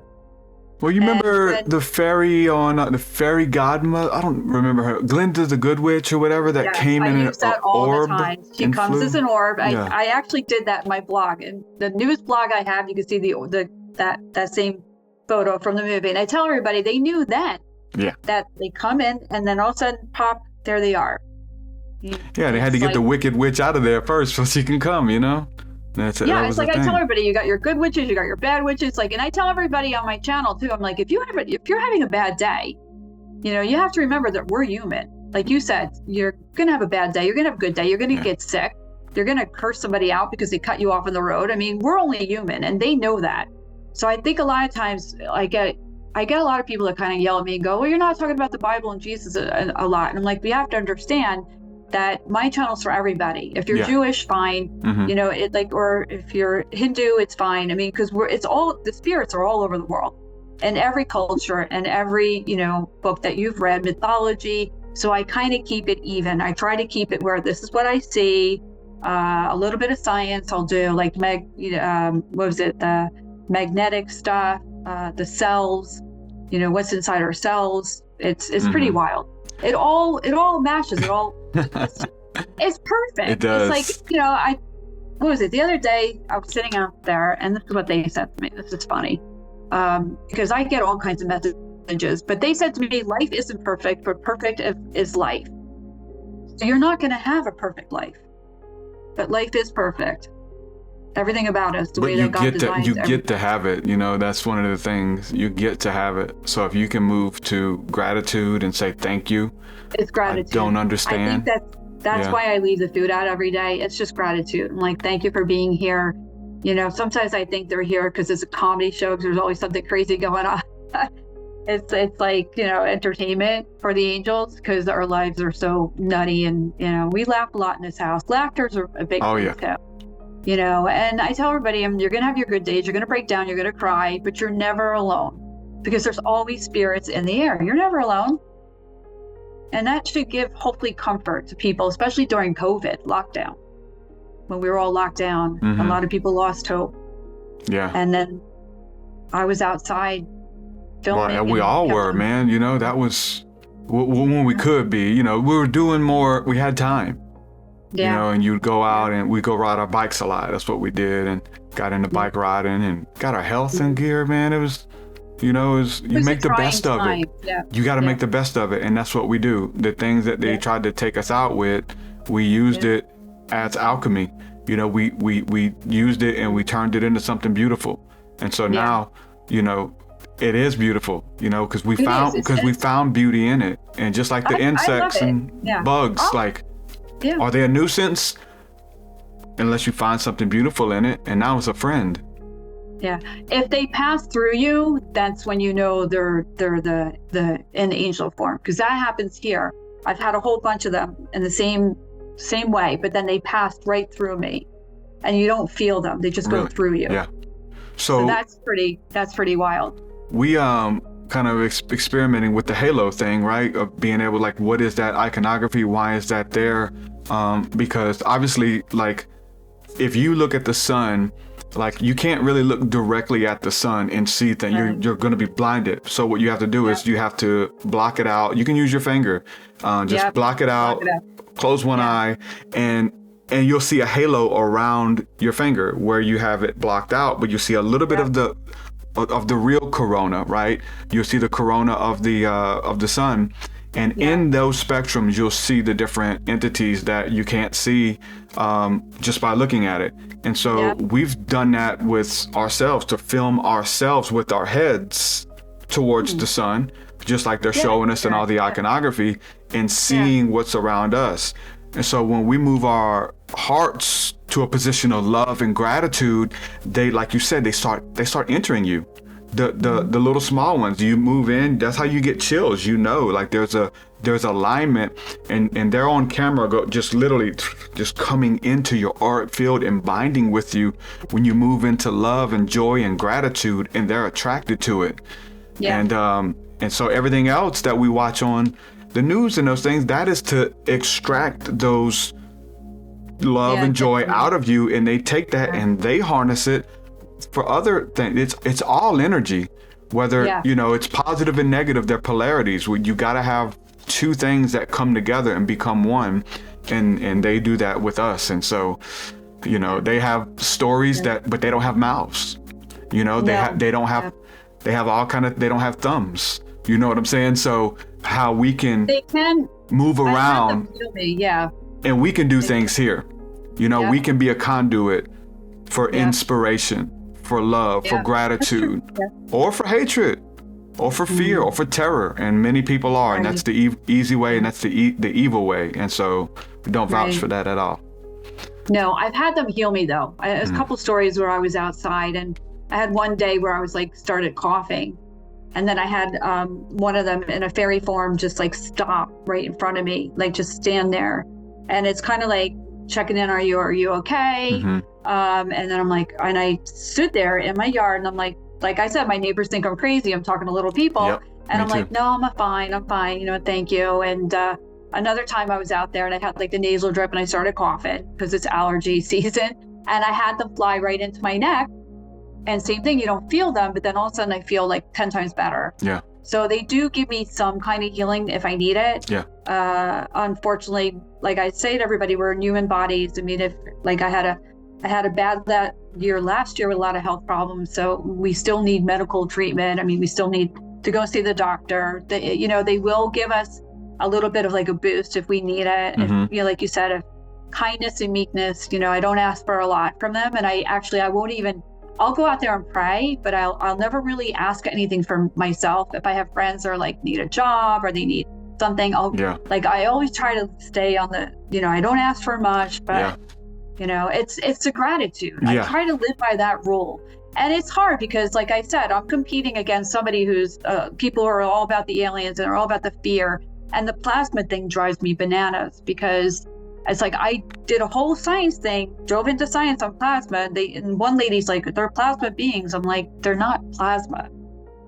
Because, you know, if you look at the scientific part of it, plasma with the heat, cold heat, you know, there's something, I tell everybody, I'm like, no, there's something more than that. You know, you're talking about the God particle that they're talking about in the news now, beauty quarks and all that. So some of my blogs go heavy into the science part. And then I'm also tying a lot of my blogs to another person online called Gnostic Warrior. And you would like him a lot because he talks about fungi. Is that Mo? Mo, you know Mo. Mo Beardred, okay. Yeah, I love him. Yeah. So I try to use his blogs, like his insight into what I'm seeing and matching it all up. But he was one that said that spirits are already in the air. So he's so you know Mo. Yeah. I did a podcast with him. We did a couple years ago when I first got started, man. This was 2011 or something like that. We did some stuff together. He's been there for a long time. Yeah, he told me, it was so funny. I remember him telling me, like, because I was kind of jealous, you know, and it's okay to be jealous of like people who get to wake up and live their bliss. Like he gets to wake up and do what he loves and write articles and be a researcher and podcast. And I was stuck at a job that I hated, you know, and it wasn't until I moved my heart into gratitude that very soon after I was able to step into what I was called to do for a living, right? Yeah. And I remember he told me, he's like, Derek, one day you're going to be able to do it, man. You're going to be doing concerts and doing music full time. And it's like, it was so hard for me to even see that where I was. But he was like, it's coming, man. Just stay patient, bro. It's coming. I was like, yeah, that's what they all say. You know, it's like, but yeah, it's true. It's so true, you know? Yep. He's a good guy. Yeah. Yeah. Yep. But in my case, you know, I focused on the book. That book, I had to get that book out. And now I promised my children I write them a story because I spent so much time away from them. And then plus I spent a lot of hours outside. So I really, writing I love writing. I'm a really good writer. And your husband and your family supports you and they're interested in it with you, or they just kind of let you do your thing? Or? The kids see it. Yeah. My kids see the same thing in the backyard. They see the orbs. My other one that he has strange dreams like I do. He'll get visited by entities sometimes. He used to see a person all in silver a couple of times, which could be an angel. My other one, my oldest one, he sees the orbs right outside his front window because he faces the other way, and he'll be sitting there doing his homework, and I'm just like, zoop. It's like I saw one, and it's like they're very heavy here. They like hanging out here. Like I said. It's interesting. Yeah. And I feel that they're definitely watching over me, and it could be because of the book. I had one of my friends tell me, you know, that's probably why you have the angels, because you're trying to contact somebody who's part of the Illuminati, you know, the Rothschild family, tied to the Rothschilds, tied to Epstein. It could be. I don't know. I do know that there was actually, here's a really interesting story. I was much younger. I think I was in my mid-20s or early 20s. It's in the book. Everything's in the book. I did the book by date order too, which is really interesting. I did it all by this is what happened this year. And it's just this whole story that goes on throughout time. And then one night I had an angel appear in the room. And next door to me at the time, I still lived with my mother and my stepfather. And now his mother was dying of cancer and she was staying with us until the end. So she had hospice coming in. She was very sick. And then one night I had something woke me up, and it was like this bright light. There was somebody in the room, I could sense it. And all of a sudden an angel just came up from the floor and just just started at the bottom, came up through the floor, I guess, and just took up literally the whole corner of my room, this bright angel. And I couldn't see a face, but I can tell you that it didn't look like an angel that we see in the Bible, because it didn't have the same type of wings. Mm-hmm. It was almost like it was shimmering, like the orbs do with that energy. And then the wings that it did have just took up the whole, just literally the half of the room was like blind. I was blinded. Wow.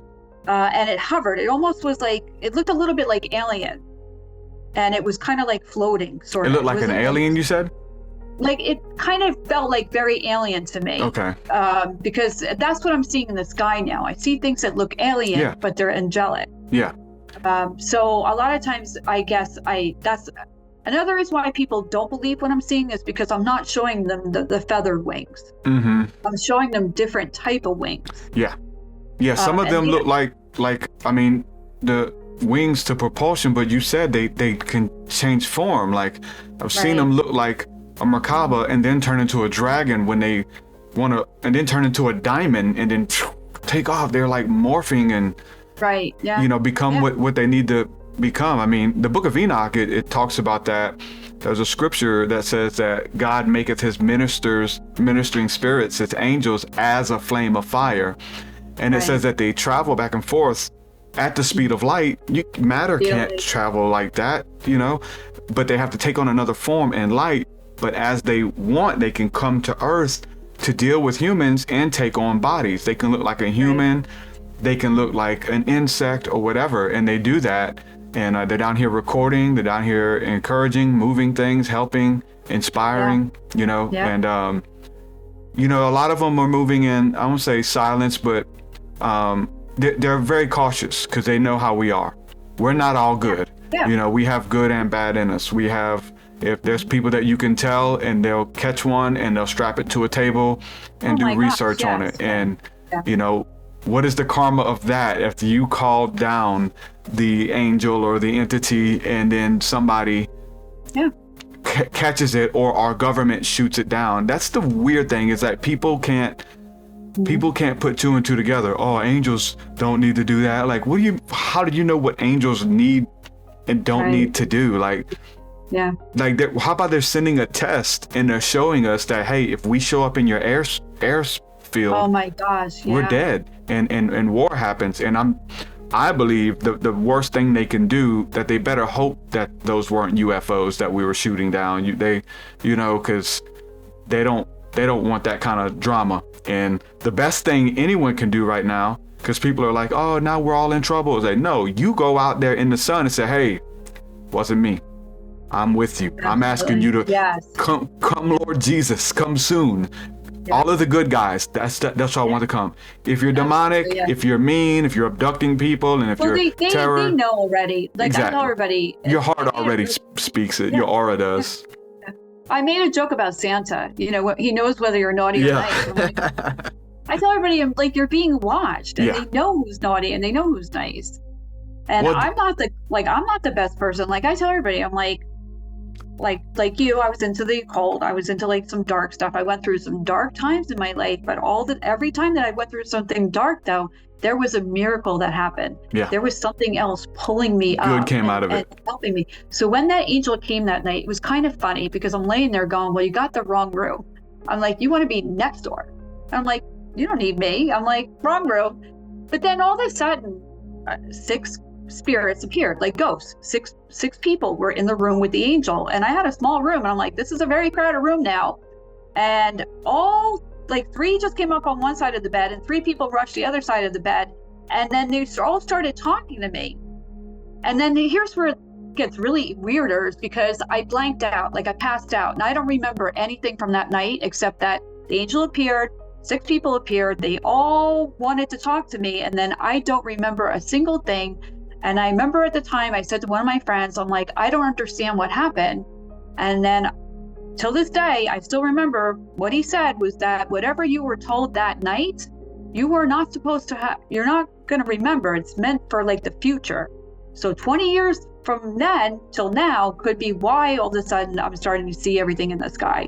Because maybe that night they came and they said, well, we're going to do this to you, you know, just be prepared. Like, I don't know, but it was pretty amazing how, you know, everybody's rushing over to me and I'm like, wrong room. And they're not, no, we got the right person. And they can also come in human form, because that's in my book too.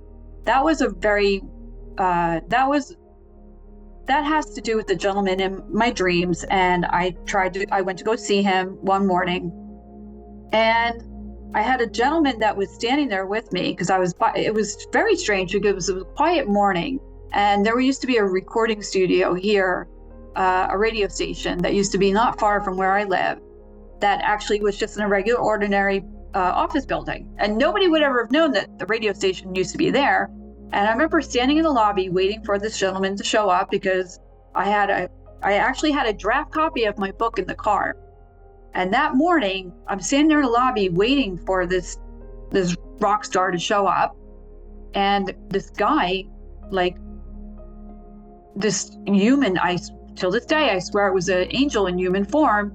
And I remember I went back out into the lobby because it was cold. And I went in the lobby, I went back outside in the platform, and I'm looking for the limo, I'm looking for the car. And a gentleman like walks past me in a business suit, but his suit was from like, he was like out of place, out of time. His suit didn't match. It was like something from like hundreds of years ago. Like, he just wasn't, you know, right off the bat, you're like, this is weird. And then he comes back and he stands right in front of me, and he just stares into my eyes, and he's staring at me like this. Like, he's just staring at me for like a minute and just walks away, and he goes into the lobby, and I'm like, what the heck was that about? Like, he literally was just reading me and all kinds of stuff. And then I go in the lobby, and then he's standing there next to me, and he starts talking to me and all kinds of stuff. And I'm like, I'm like, okay, you know, get away. Like, you're just like, I'm thinking to myself, this guy's weird, you know. And then that morning, it's in the book, that morning was a very bad morning. It all went down very, very bad. I actually told off a rock star to go to hell. Like, I told him off, all kinds of crazy stuff. And then I'm sitting there going, oh, that was an angel in human form being next to me, knowing that what's going to happen was going to be really bad, and that this person was, you know, an angel was sent to me that morning to watch over me. Wow. And the way he looked at me, and it was his clothing, his whole look, everything was just out of place, out of time. So you're right, they can appear in human form. They can appear in any way they want to. And they could be rain, they could be snow. I mean, they could be anything, you know. And so my latest blog you'll like, because I talk about the cornea. You know how you have the lens? I feel like the veil is like that. We can see it, we can see through it, but it's there as like protection. So I kind of dive into a little bit like the science about it. So yeah, I wonder if there is, you know, you get used to seeing it, like you get used to training, like the more sun gazing you do, the more stargazing, you get used to looking at, like there's so many techniques in it to like just look at it and then kind of step back and then wait for something to kind of move and boom, there it is, kind of thing. There's so many techniques, and like just the science you said about like what we see outside of us reflects off of the light that's inside of you. I mean, that's science. That's how your eyes work. And that's all the Bible says, get light in you, become light, get more light. And it's really the word phosphorus, which is literally, in many cases, which is light that you have inside of you. And that's also one of the names that so-called, you know, Lucifer was because that's a Greek entity. that we would say is Lucifer. He carries a light, is a being of light that is not bad. It's only when you use it for bad. And that's the epilogue of my book, because I go into the symbolism, and you can have like this, but it's not evil, but it's what you're doing behind it that's evil. Yeah. And I go into a lot about that because I feel like I'm the monkey in the middle, because I'm the person saying, like you said, you can be outside in nature. You don't have to be in a church all the time. My father was a born again Christian. So there was a lot of that pressure and then I find that the happiest I am is just believing in God, like you said, and sitting in nature and listening and paying attention. So I tell everybody to do what they're doing in church. Just go out in nature and do it. Like, try it. Like, go in the woods and meditate. Go in the woods and sing, Yeah, absolutely. Because God is, like you said, God is in everything. And they're giving us the clues. My whole channel, everything that I film, everything I record, I'm like, they're giving you all the information you need. They'll give it to me as like a puzzle, though. And it's up to me to kind of figure out, okay, what is this? And the fascinating photos I have is I was taking pictures of the sun, but then there was like this reflection. And again, that's the whole reflection that they're giving us. And then bouncing images off. And then it looks like there's like a darkness, like space. And then it looks like how do I explain it? It looks like cells. It looks like amoebas. Yeah. That shouldn't even be in the sky, first of all. And then all of a sudden, this is here. And these are amoebas. And then when you start digging into amoebas and the whole cycle of life, I mean, they're giving us all the clues. Yeah, there's a universe outside of us and inside of us. And anything you see, again, like we just said, is a reflection of what's inside of you. They're showing you something that's, you don't, first of all, you don't care about it unless it's in you. Because like how many people like, the sun, you must worship the sun. The Bible says don't worship the sun. And that's it. I was like, nobody said worship the sun. Nobody said worship angels. What do you mean accusing me to worship angels? They don't want worship. They don't it's like we honor them. I see you and hey, thank you. Them. Yeah. And guess what? When you do that to them, they do it to you. Yeah. When you do that to God, God does it to you. When you do it to Jesus, he does it to you. It's like the greatest amongst you is what? The servant, the Bible says. And that's what they are. They have DNA. That's what they're showing us. They're programmed in their genetic makeup to do something. All of us are. Right. The thing about humans is we have something that's great, but we also got some junk DNA too that's not so good. And they're helping us get it out. They're helping us allow phosphorus to come into us and burn out the bad stuff that's not supposed to be there from within. From that sun, we have a sun with us. It's called the solar plexus, and it's a portal too, and it supports life, and life comes out of it, of infinite possibilities of awe and wonder. And they're teaching us that. They're giving us signs to see if you'll follow. They're showing up in your dreams. They're speaking to you through a movie, and my God, it isn't like the veil is super thin. Yeah. Right now, it's a lot thinner so now. Fun. I think that they were using a lot of black magic to keep it closed. No, they're still trying to show, trying to hide this stuff. They're trying to hide it with the They do it here all the time, and I laugh because I'm like, I have a video that I was going to put up about how they not only chemtrailed us, but they managed to put a haze around the sun, and the haze follows the sun. Yep. Like it only follows the sun. Yep. Follows the sun. I'm like, this is crazy. Clear days, amazing. Because listen, when you go out there like we do, you long for the clear day. Oh my And so God, you go out there like, oh my! In the morning, there's the sun, no clouds, clear day, and I can see the sun. And there's no halo around it. There's no corona. You can see. What I'm saying is, you can see closer to it. But when they spray, it lingers and it makes it a fog. So it's like you see the sun, but you see it's really big and foggy around it because there's heavy metal in the freaking atmosphere. And they're still there. They're still up there. No, you can, because I'm like, I'm not going to see anything. And then finally, I'm like, sometimes you'll get lucky. Sometimes you'll get lucky. Yeah, you can. You still can. But a lot of times I'm like, camera goes away and I'll go right. It's well, I'm just like knowing that they know that there is something to see. So why are they blocking it now and not tomorrow when it's clear? And so I'm trying to look every day, to be honest with you. I got so much footage too, probably like you. My phone is I got to delete stuff off my phone. I can't take a picture right now because mine's filled to the brim, and I send it to the computer and I slow it down. And you gotta slow it down. People don't understand this, and I don't understand this, how fast they are. It looks like a blip, Boop. What was that? But if you're taking a 2-second clip and you can slow it down 90%, and you turn a 2-second clip into a 20-minute clip, and you're watching a movie in the heavens around you that they're communicating, they're pulling energy, they're borrowing. Another one comes out, he gives them something, and he goes into what am I looking at?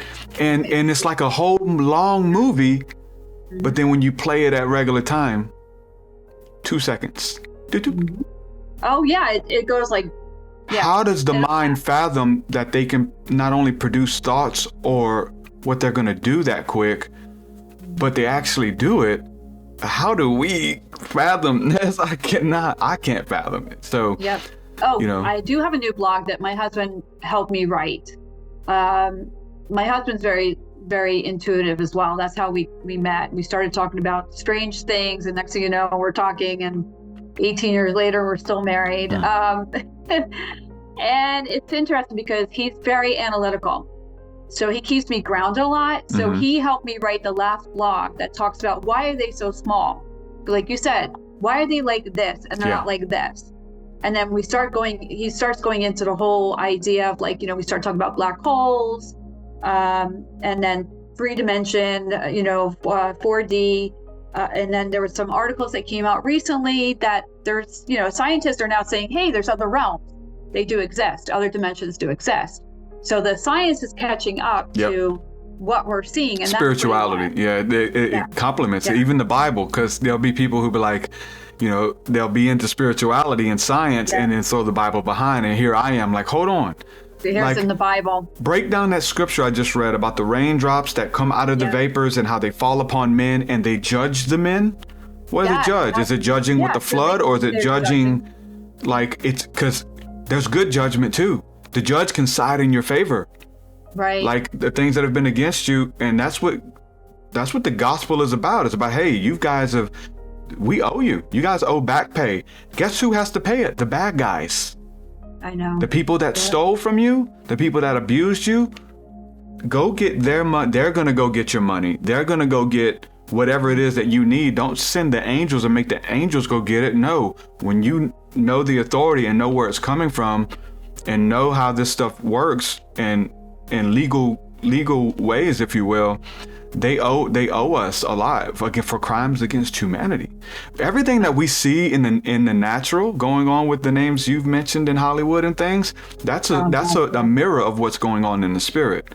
And that's what the Bible calls an apocalypse, but they didn't tell us what it meant. They told us it meant war and bombs and the end of people dying, and maybe there's some of that, but apocalypse literally means it's what happens at the end of every episode of Scooby-Doo when they catch the bad guy and it's this monster and they're like, hey, let's pull he's wearing a mask, let's pull it off. And they pull the mask off. That's what the definition of apocalypse is. It is to unveil. Oh, this wasn't a monster, it was the sheriff the whole time. Oh my gosh, yes. That's what and that's what's happening for the evil. Right. Yes, just look at television. Right. We see it going down. But if that's going on for the evil, it's also going on for the beautiful and for the righteous and for those who choose love. Their light is being revealed and shown, whether it's in you, around you, you're a part of it, or they live in your bushes, or they live above your house, or they live in the stars. If they have any good in them that was hidden, everything concealed is being revealed. Jesus talked about this so much, and I think we're living through it right now. Yeah, because a lot of people think, oh, it's going to be an earthquake, we're all going to die, a meteor, the apocalypse. I'm like, no, it's not going to be that way, And I'm also clairvoyant, so a lot of people are like, oh, make a prediction. I'm like, I give you what I give you from the angels. Yeah. And, a lot of it's, even if you give it, they wouldn't believe you. So it's like. Yeah, so during COVID, the angel said, go sit outside. get in the sun. And I tell everybody, go sit in the sun. Exactly. Like you said, sit in the sun. Right? And they're giving us messages through a lot of things. What's his name? A lot of different ways. Elon Musk tweeted, sunlight is the best disinfectant. That was his tweet. Yeah, and absolutely. He's giving you multi-dimensional. It's very multi-dimensional.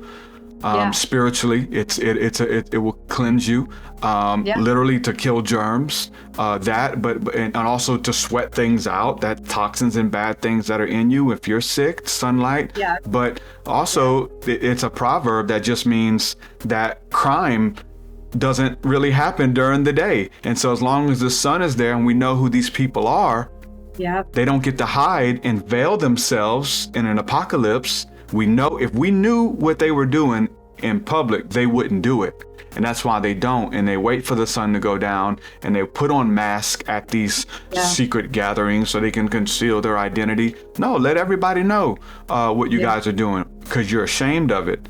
And so if that's the case, you shouldn't be doing it. And that's what separates whatever you call the righteous from the wicked, is that you can go sit in the sun and the sun judges you. And it's a good thing. Absolutely. I was going to say that. It's a good thing. They can see, like I tell everybody, spirits, the angels, they can see right through you and they can see exactly what you've done. If they're going to do something bad, it's all judgment.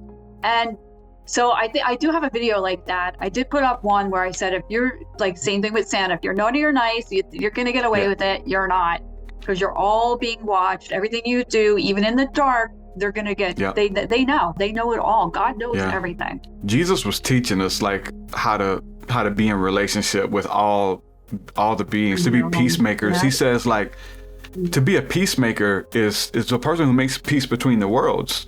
You're an ambassador of heaven.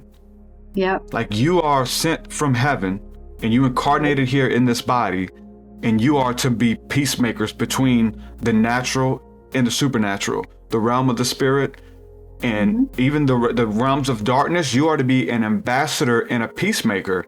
And when you are, they all respect you. They're not going to attack you. It's really against the law. I'm convinced really at this point that even with all of the dark stuff and the government stuff, that they can't hurt us but they can make us hurt each other. So even with Jesus, when it was time to put him on trial and they took him to Pilate and they wanted Pilate to kill Jesus, he said, this guy's innocent. I'm washing my hands. Y'all do what y'all want with him. I'm not killing him. I really feel like they got all of these things in place that make other Christians attack you. My biggest thing ain't from Muslims. It's not from atheists. It's not even from Freemasons and all. It's from Christians that want to see me dead, that want to hurt me and send me death threats and things. And it's going back, so God-fearing church folks. So going back to Illuminati, it's the same thing. It's always what's behind the symbol. And I'm not saying that this gentleman 100% is the person in my book. I don't know 100% what's going on, but you do look at the ties that he has. And all, like, in some of his lyrics, he talks about the demon, like the devil inside and all kinds of stuff like that. So you know that person, that the angels are like, you can try to save his soul, or you're supposed to save his soul. And I'm like, I can't. I've tried, but if there's a demon inside him, for example, some people unfortunately are gonna drink themselves to death. They're gonna die, and that's it. I mean, the results from the demon, that's their path to choose. There's only so much that I can do, and I also have to laugh because I'll go out there and I'll be like, hey, like same thing with my videos. I'll be like, oh my God, this video is so amazing. Look at what I just put up. And I'm like, this is gonna be so exciting. And then I get like one person replies or nobody replies. And I'm like, I'll go outside and go, well, I tried, I'm sorry. I'm doing what I can. And I think that for me, it's like, I know at the end of the day, I'm doing the best that I can do. And I think that's all we can do. It's just be try to be, meek and kind and try to help like Jesus would, try to have that whole, and I'm sure like, we all have that days where I failed. Like I'll go outside a lot of times and say I failed, and I feel like I'm apologizing to the angels. I'm like, I'm sorry, God. I'm trying. I had miracles happen. You gave me a miracle. I took that miracle. I took that step that you told me to take, but then I still fell down on my face. But then the lesson is I is always going to be that you know that you did.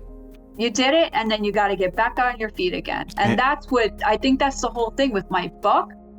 It makes a great story. Mm-hmm. And then if you can't save that person's soul and that person's lost, at the end of the day, you tried. Yeah. You did everything that God asked you to do, even if you went down a dark occult path. Mm-hmm. You went down that path for a reason. Yep. And maybe, with you and I, we can see different pieces of the puzzle that way. Mm-hmm.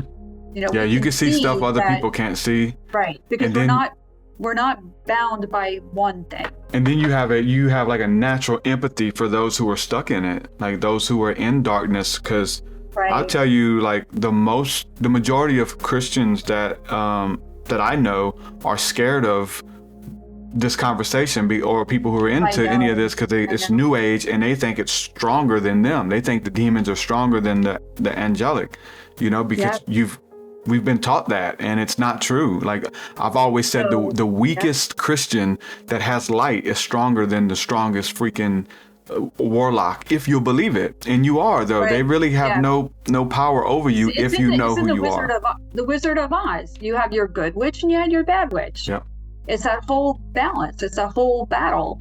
And now here's an interesting story, because that same year when everything started happening in 2018, after that strange incident where the vibration off the floor, the Morse code ringing, it was just 2 weeks later that I was picking up my son from school, and I was parked on a hill, and I was parked just hanging out, waiting for him to walk down the back steps.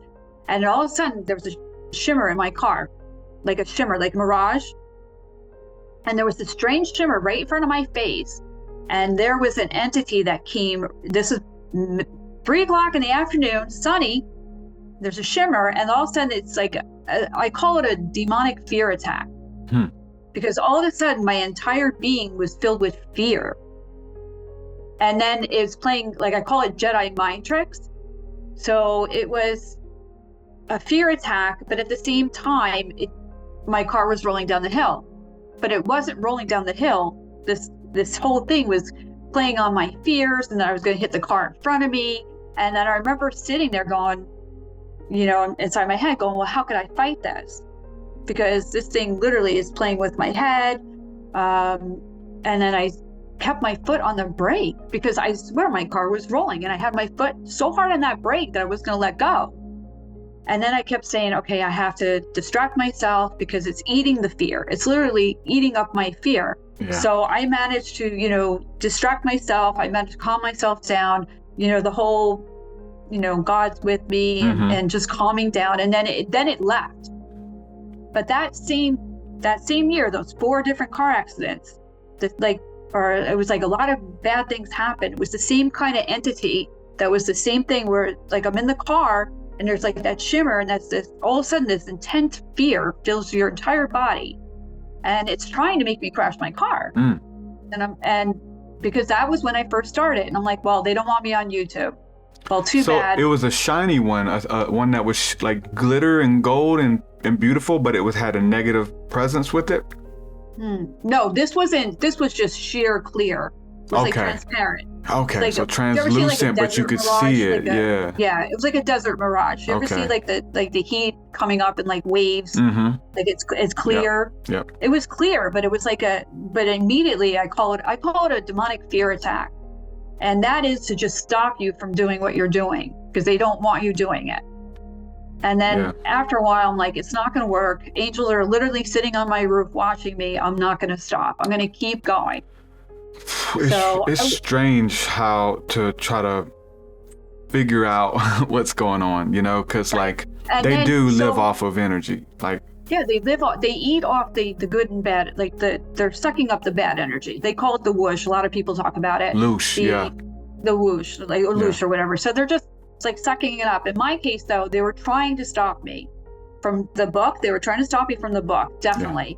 And they were trying to stop me from being on YouTube. And after a while, I'm like, hit me with your best shot. It's not going to work. It's like, because like you said, you just need that to know that inside you have that spark, that light, and just, that blinds them. Yeah, if you And lean to it, I mean, most people know when they have those encounters when they're sleeping, and wake up and they're pinned to their That bed, and there's happens there's an entity sucking their energy, even if it's in the corner of the room, like it's there to pull your energy, and this happens for many people every night, and you don't always see them. Sometimes they're hiding. Like when you see them, it's kind of a good thing because hold on, like something is messing with me in the middle of the night. And every culture talks about that, like they come in to steal the energy. But the moment you move to hope or Jesus, they'll say in Jesus, and they'll say it and they'll call in hope. At least their terminology for hope, it ends it. Yeah. It stops immediately the moment they thank Jesus or say Jesus or whatever, and they move to light. It'll end it for them. I think a lot of people, like my neighbor, who was a very, very dark and evil person, I think the dark entities, like were attracted to him and they attached to him. So somebody like him, they're going to have that happen to them while they're sleeping a lot, because it's like dark attracts dark, light attracts light. And in his case, I'm sure when he goes to bed at night, there's just something like, So there's contracts and things that are signed, and they can influence you. I mean, right. And there was there used to be a guy on YouTube. He shut down. He wiped out his channel, but he had a really great video of like this demonic entity jumping like bodies in a parking lot. And these two men are unaware, and you see this whole thing. I think I saw that. You saw that one, right? That's wild. And I have come across some people where I call them, like, they're so dark. Like, they're not dark, but like I came across a couple people where they don't have like a soul. I don't know how to explain it. Yeah. I passed one time, like when I was at a restaurant one time, I passed a gentleman that right away, like I saw him and there was just like something completely missing out of him. And I don't know how to explain it, except that it was very dark. So maybe that was just a shell of a human body filled with some kind of demonic spirit. Well, that's what Jesus called the Pharisees. He said, you guys are whitewashed tombs. Like outside, you guys look amazing. You guys have it all together, money, fame, power, fortune, influence. But you guys, I know who you are. And there's nothing good inside of you.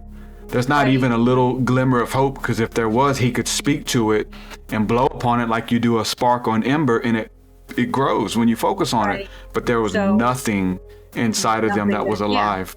And they are out there. They're like everywhere.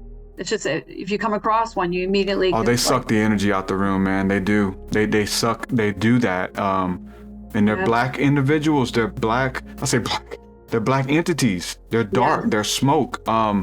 Really strange. Like I've been diving deep into Job, and Job is talking about the different realms and going through these different realms. I'm gonna have to start. And I got my little app on my phone. It's so crazy to look up the words, because in English you're like, this is just some man who fell upon hard times and didn't have no money, lost his family. Okay, that's pretty bad. But no, that's one dimension, and that's a dimension that says, hey, you want to go deeper? Okay, he wasn't, and he wasn't this, but he at close to the end of the book, the book of Job, he talks about how he's changing form. Like he's calling himself a king, then he called himself a valiant warrior, then he calls himself a human, and now he's like, why did I have to become a human? I don't want to do this. And then he becomes things lower than humans. And then he's talking about the shadows, and now I live in darkness, and then I don't want to come out at night. I don't want to be a terror in the night. I don't want to drink fear. I'm like, hold on. Why didn't you guys have been reading this for thousands of years, and nobody has told us what this means, that he's became a night terror spirit, and he's begging God, why do I have to do this?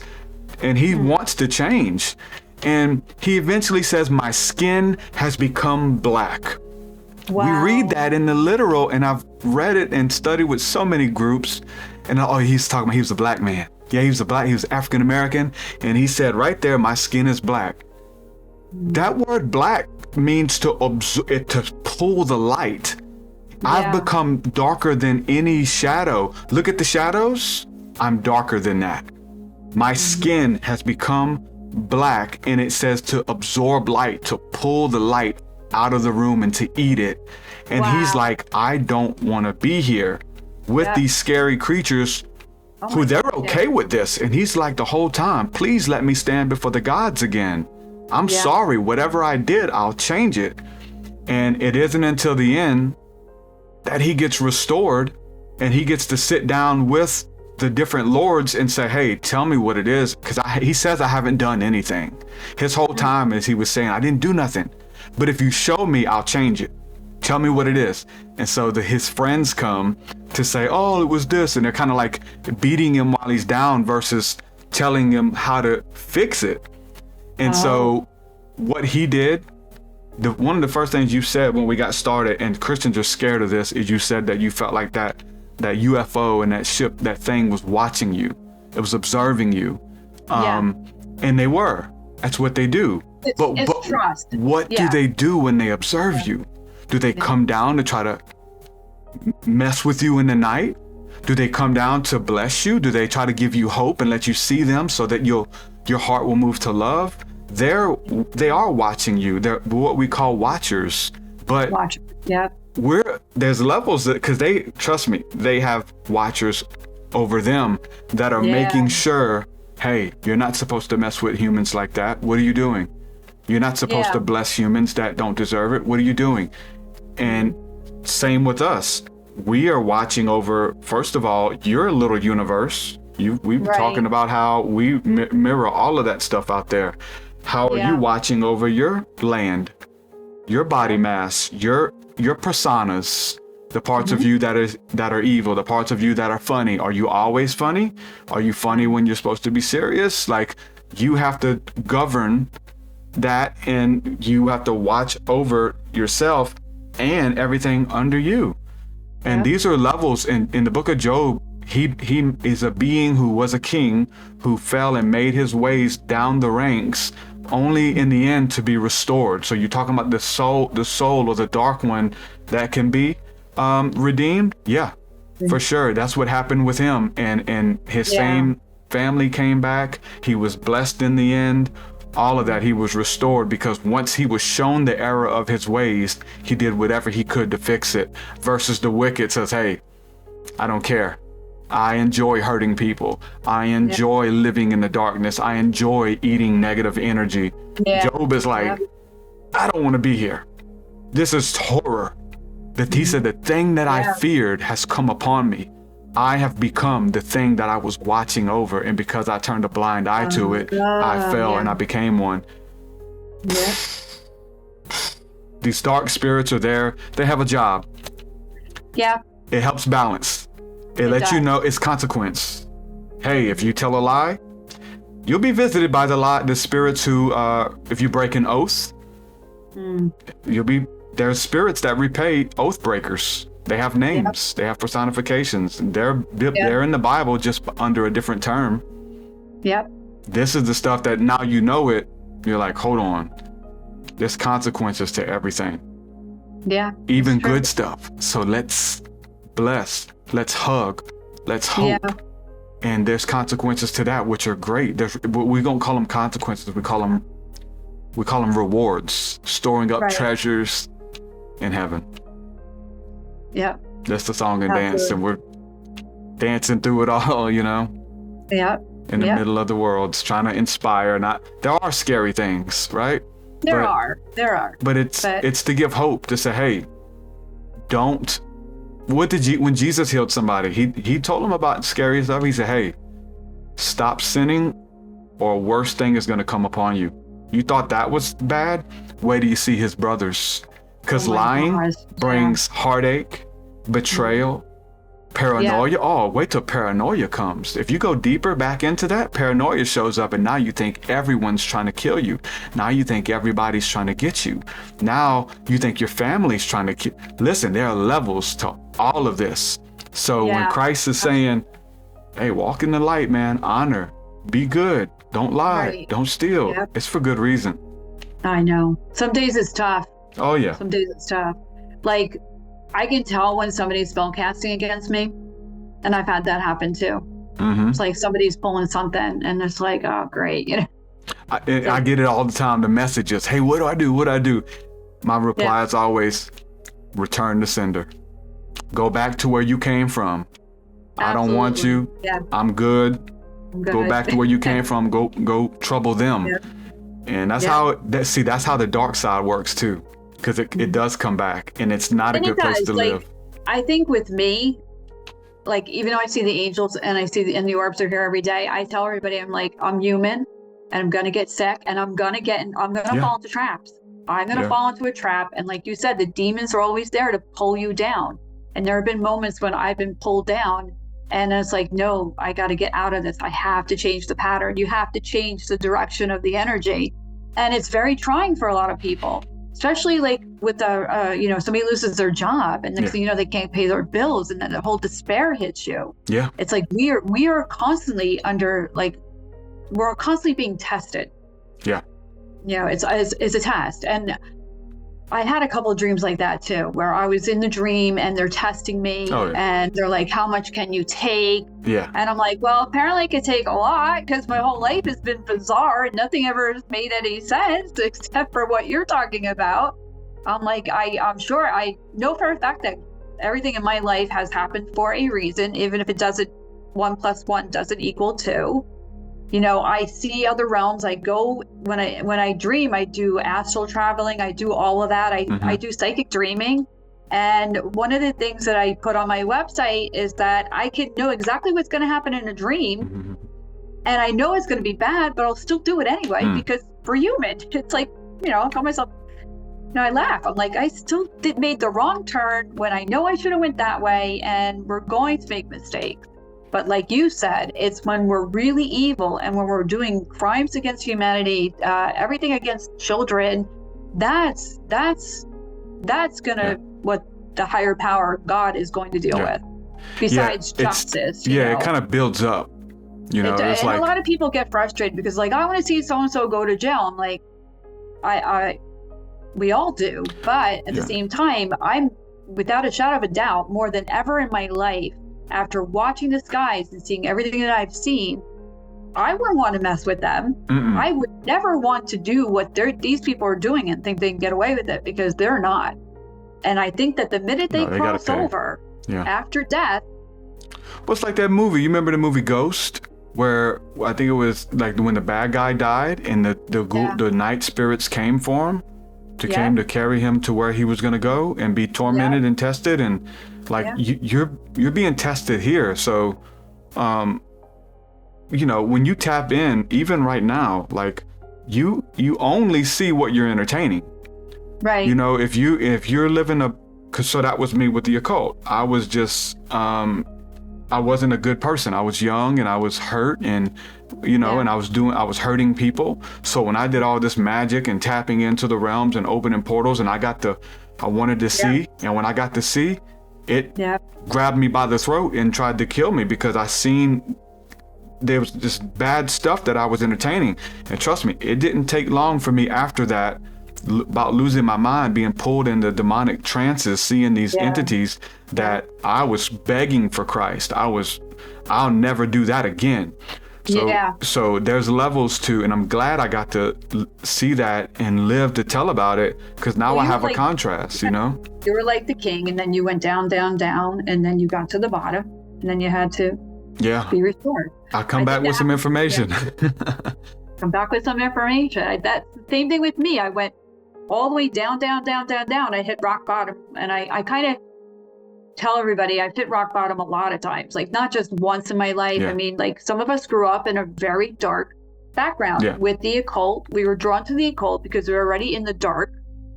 And that's the path that we were led on. But now look at what you can see. Yeah.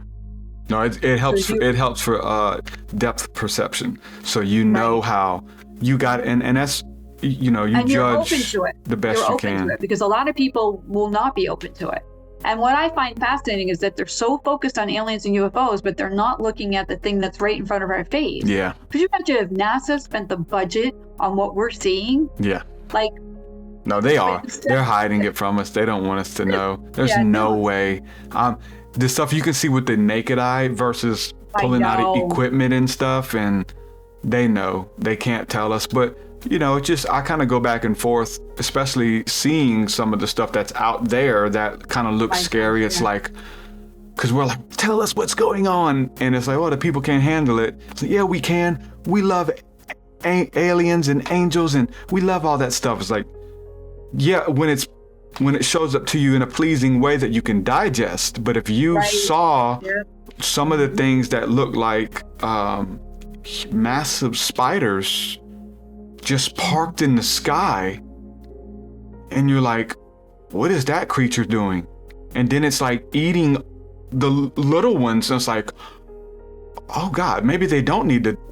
You saw that one? Yes. Yeah. And I'm like, maybe we can't, you know, handle this. And so here we are like, okay, who are the tiny ones and what is good and bad? Because that can be a good spirit that just looks that way because it looks intimidating, because I have a fear of spiders. But if you're friends with spiders, that's the big homie, and that's your buddy. You gotta look up Mo's blog. He has a blog about that, and I think that was about the spiders. Yeah, he mentioned spiders. So that one's fascinating to read. Yeah, he talks about the worms. I've seen a lot of Mo's stuff about the worms over the years, and I wrote about it in my book. A lot of stuff that he's mentioned in there, fasting and actually getting it out of you and getting parasites out of you. And parasites, a friend of mine shared there was one of the texts, I believe it was the Egyptian Book of the Dead, which is the coming forth by day. It said that as the sun makes its way through the sky, how it's making its way through the different houses and traveling, Amen, that it eats negative entities. So as it's going, like it's consuming the monsters. It literally says monsters, like it devours the monsters as it goes through the sky, you know, and then as it sets, that, you know, the wicked ones try to come out and rule over the night. And that's why we're supposed to have light in us, so that, you know, that it doesn't get access to us in the night when we're sleeping, that we're still radiating, that if you come near me, you're going to die, just because my light will destroy you instantly. Absolutely. And teach people how to kind of generate their own light versus stealing light from others. And that's what separates, from my understanding, the righteous from the wicked. It's people who are able to generate their own light through breath, through good deeds, through movement, through dancing, through singing, through creativity, versus some of them are pretty hard to battle. There's some entities that I faced that people would not be able to handle it. So I haven't had to face it. Like it's been like, it's different than what it was. Like it's different because like starting out in the dark, you know what I'm saying? So you face some really, really strong dark ones. I face some really strong dark ones too. Yeah, and when you live to speak about it, man, it's like just gratitude. I'm not where I should be, you know, I think, you know, but I'm not where I was. And so that moves you to gratitude, or you should have been dead, or you shouldn't have did this, but you did, and you're not, man, it's just like looking for gratitude in your life. You go back to gratitude and the meekness, and that's all in the Bible too. The meek shall inherit the earth. And then like with my channel, I spent more money than I don't make any money doing it, like nothing. I've spent more money than my husband cares on lenses and cameras. And in the beginning, we bought like a HD Edge telescope, like that does astrophotography, because I want one. We didn't know how big these were. Like we didn't know where they were coming from. And then and we're like, oh my gosh, it's like in the atmosphere, it's like right above my head. So that's the kind of funny story about that. So I don't ask for any money, and I cannot ask for any money. And even when I didn't publish my book, I didn't want to do it for any money. It's all about kind of being in service to others. So I may be in the hole with my credit card, but I can't ask for money. I can't. I wouldn't even, if somebody donated money, I'd be like, no, take it back. So everything that I do it because God says, well, here you go. Here's a job. I've always said that. If he gives you a vision, he'll give you the provision to do it. You know, the money will show up if you're supposed to do it, right? So for me, it's like I you know, my first book, I'm like, I actually wanted to like do a thing where PayPal is like, I'll donate like a charity or something. I wanted to donate all this money to charity, but then you find out that the publishing industry is crazy, because it's like you put a book up there and it's like in there's so many millions of other books that your one book is so competitive. Same thing with a YouTube or a podcast. It's like, how do you get ahead of everybody else? It's difficult. You're like, there's ways to do it, and maybe you should experiment or hire somebody or work with somebody, or I'd love to try to take some of your stuff or even this podcast here that we're doing and get you out in front of. My stuff, the gallery is always open. I leave it public. I have it pinned to Twitter and so everybody can click on it and take a look. There's certain imagery and there's certain, and I learned that, that it's just how our attention works, to keep the attention, and the music, the thumbnail, the title. It's like, oh my God, like the music, the funny thing about with my videos is the music sometimes just comes to me. And I have to be like, it's like they'll just kind of give me like it's kind of like a digital download. They'll be like, pick this, Yeah. But for my book though, I really can't have money for that. That is literally a work that I've done for spirit. Spirit guides told me to do it, I do it. And I'm kind of old school about that. It's like, I'd rather be the person putting trees outside for spirits and taking any money for it. And I'm fine, money wise. It's like, I love doing it. You have to love doing what you're doing. You have to love the podcast. I love doing my videos. If 3 people look at it, it's fine. Oh yeah. It's like, if you stay in that, like, that's stay a sweet in that spot. mindset, and it's all good. And the right people who need it, they'll find it. Absolutely. That's like, if it's meant to be, it's meant to be, But I want to send people to your channel. So here, coming on at the end of the podcast here, what do you want to promote? We definitely want people to go watch your videos that are on YouTube. My videos are so they just take up so much time, and I love doing it though. If I go to bed at 1 a.m. and working on a video, it's fine. It's all good. It's like, that's why coffee's there in the morning. And I love that. I feel very blessed, and I'm it's just like you said, it's all about gratitude. And every day I wake up and I'm like, oh, thank you God for this. I actually, we have 4 kids with no family, and I kind of feel like this is my family. I go outside and I feel like I'm never alone. Oh yeah. And on my toughest days, I'll go outside, like you said, I'll sit in the sun and I'll pray. And I made my channel so easy to find with angels and souls, because they're angels and they're souls. In the beginning, I had a different name. I'm like, this doesn't fit, because it's not UFOs. This is all God. Yeah. This is just, I've used the UFO language for so long in the past, just because, like, in the Christian world that I'm from, like, the only people who would understand, was the UFO community, to go out and see anomaly in the sky that shows up and morphs, and to me they've always been angels. Like, that's just what they are, and they've never.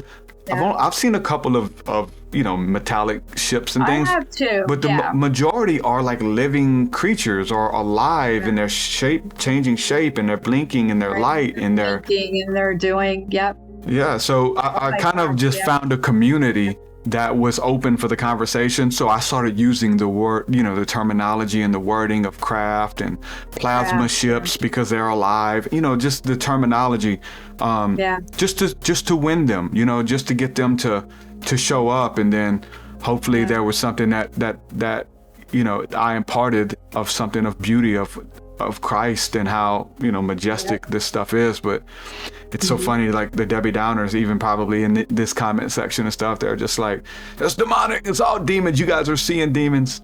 So they'll say, I seen one comment, and it's interesting, that say, you guys are using cell phones to record these spirits and things, and that's a form of divination, and we're not supposed to use it. And so it's like, they don't understand that even biblically, and it's something I bring to the table, is that divination is not bad. Divination means to be in contact with the divine, and the divine gives you an answer. So there's different modes and different types of divination, and one of them, obviously, using technology. But when we look back in the biblical times, they were using the technology that they had, and they would literally take a black mirror, or fill a bowl up with water, and allow the sun to reflect on it, so that it would decrease its size and its it wouldn't blind you. You can look at the reflection in the water longer than you can look directly at it. And Yeah, things absolutely. happen. You see things. It puts you in a trance-like state. It does. Yep. And this is divination, but it's spoken of highly and was used by the prophets and disciples. But religion has made us experts of demonization to say everything's bad because we've only seen it used for bad. We haven't seen it used to, hey, look at the sun, then look away, close your eyes, you see that light, go into it, whatever. It takes experimentation, like Moses, all of those guys had the ability to go practice their craft until they got really good at it. And now I can go out, move my heart to love, ask for them to show up, pull your camera out, you move into love with me. They're here. They're here. Yeah. And even if you can't see them, you feel them. They're still up there. I don't know. They just love hanging out here. It's like fairy form. They'll change forms. It's amazing. And we did see one thing that was very interesting one night. My husband and I, we were watching craft in the sky. There's a lot of strange activity here. For reference, I am about 20 minutes away driving wise from something called the Wanaque vortex. And there was a gentleman named Sergeant 18, but he's off the internet. And he'll talk, if you look up the Wanaque vortex, you'll see all his old information.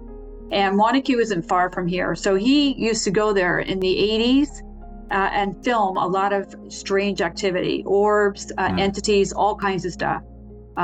Darker entities, everything's just up that way. It's like an old reservoir. There was an old DuPont chemical building or something like that was closed.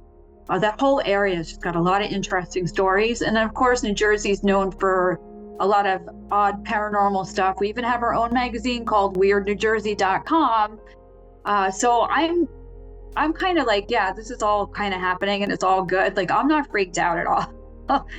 But if you look up the Wanaque vortex, that's very interesting story. How that, how I moved to be closer to the vortex, but not by it was by accident, or nothing's by accident. Maybe I was meant to move here and be closer to where there's more activity.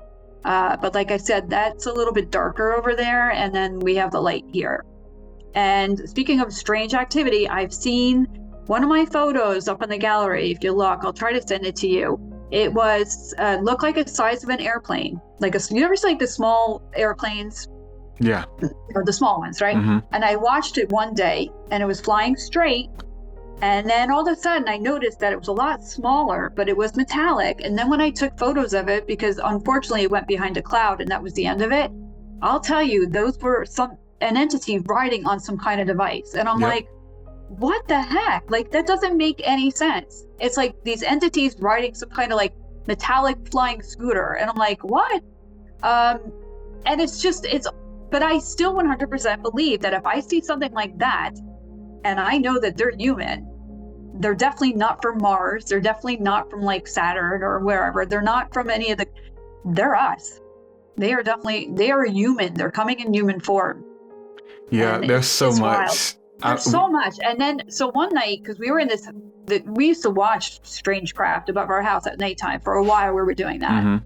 And then when you asked me if I saw them at night, a couple times when we were outside with the telescope, I would see them flicker in front of my face at nighttime. And I've seen that another time during summer when I was like facing the front and I was filming something totally different. And all of a sudden I see like the white lights, like the little white dots, like, like in the spirit form, just hanging out. They're around all the time. It's just a matter of time, like you said. With the podcast, you're doing this, you're doing that, like I'm running all over the place. Yeah, I'm at the point trying to hire people because like where I want to be right now, I want to be outside, like, so night, it's like when you got so much to do and then you're like, I'm going to go sit outside in nature. Like that part of you's like, you don't have time for it. It's like, there's nothing that is more important actually than to be out here for a few minutes at least, But picture me, I've been doing this outside and I try to stay out as much as I can. And then I got to edit all the stuff. So like, oh my God, it's like, I don't even know how I managed to write that book and finish that book.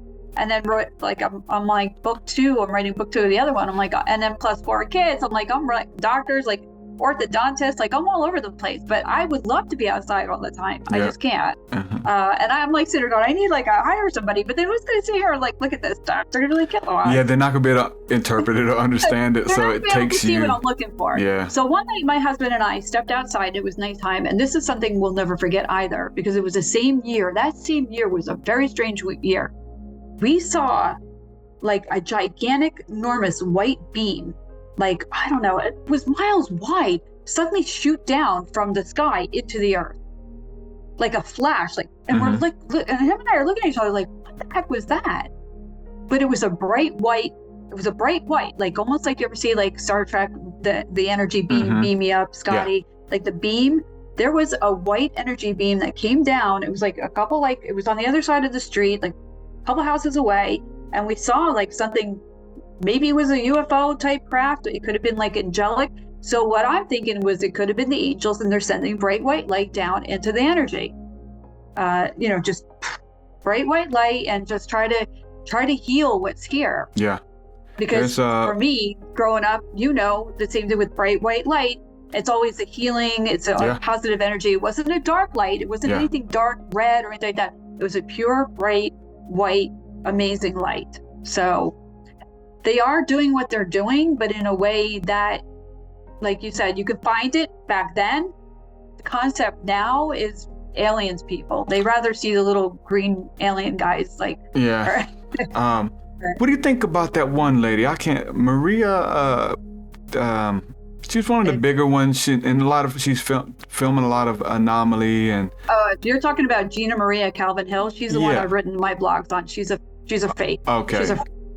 That's what I wrote 3 blogs on her, and I've done 2 videos on her. That was the woman I told you who was filming the glass eyes. Mm-hmm. And believe it or not, through some other people that I know, photographers have gotten after her that says your photos are fake. Mm-hmm. She's having raindrops on the lens at nighttime, calling it plasma people, dark plasma. She's the one that's always the fear. Yeah, it's so weird whenever. So she's the one that came out when the observatory closed. So somebody in the government, from what I heard, was that she's CIA. She's some kind of CIA psyops. First of all, there's no way she's doing 4 or 5 videos in one day. She's constantly doing videos every day. Mm-hmm. Every day. There's getting no thousands way and thousands. It's because of the fear stuff. That's just, you're absolutely right. So every one of her videos is fear, and then she'll do a dance video. Yeah. That that's a great blog. It's so funny. My friend Nico, he was telling me, and he's like, yeah, I watch some of her stuff sometimes, but she be on there dancing and stuff. You know why? So here's the thing. When she does her videos, right? Mm-hmm. And she'll always go like this. Like, ooh, like she's always touching this part of her body. And then when she does the dance moves, it's sexy with her shirt like this, because sex and fear sell. Yeah. That. And then she'll do certain words. She'll say certain words. And that's in my one blog. And go read that one, because it's a psyops. Because the observatory never closed because there was a fleet of UFOs there. The observatory closed because there was a criminal investigation. But somebody at that time pushed her name out into the news. Somebody pushed her name out there, and then she just took off like wildfire. And she's the one I told you that buys her subscribers. She buys people like 1,000 subscribers at a time. You can see the chart. It's like that, I've reached out to her in the past, just to, because that's what you do when you're having encounters and you're like, that's how I'm talking to you. It's like, I don't know anybody that I can talk to that has the footage you have. You know what I'm saying? And then if you're not careful, if I was to get up with maybe somebody like her and if they're fear driven, because everything's a demon to many of these people, and I would say, hey, these bugs, those are insectoids, and they're here to drain you, and they're here to kill you. They're reptilian insect people, and those are demons showing you secret, then you need to pray and repent. And so if you let somebody speak into you, and because everything's a demon, some things you just need to kind of keep to yourself, or just keep looking and judge the fruit that people walk in, because The fear stuff, it's so knee jerk, you know? She'll take like a picture of something like blurry, like an airplane, and she'll tell everybody, oh, look, they can shift into different, like. Yeah, some of the stuff, it was just like that. So far, like, what? You just got to keep creating content, and you like get like we get addicted to fame and to attention, you know, and it's like maybe a lot of people start out good, and you know what I'm saying? Yeah. And they have something genuine, but then they're just like, they go crazy places with everyone, like, is susceptible. Like, many people we look up to start good and end not good. Many preachers start that way, you know. Some of the mystics start that way, start faking stuff. But with her though, from day one, it was complete fraud. Always. Because she got caught with using the glass doll's eye.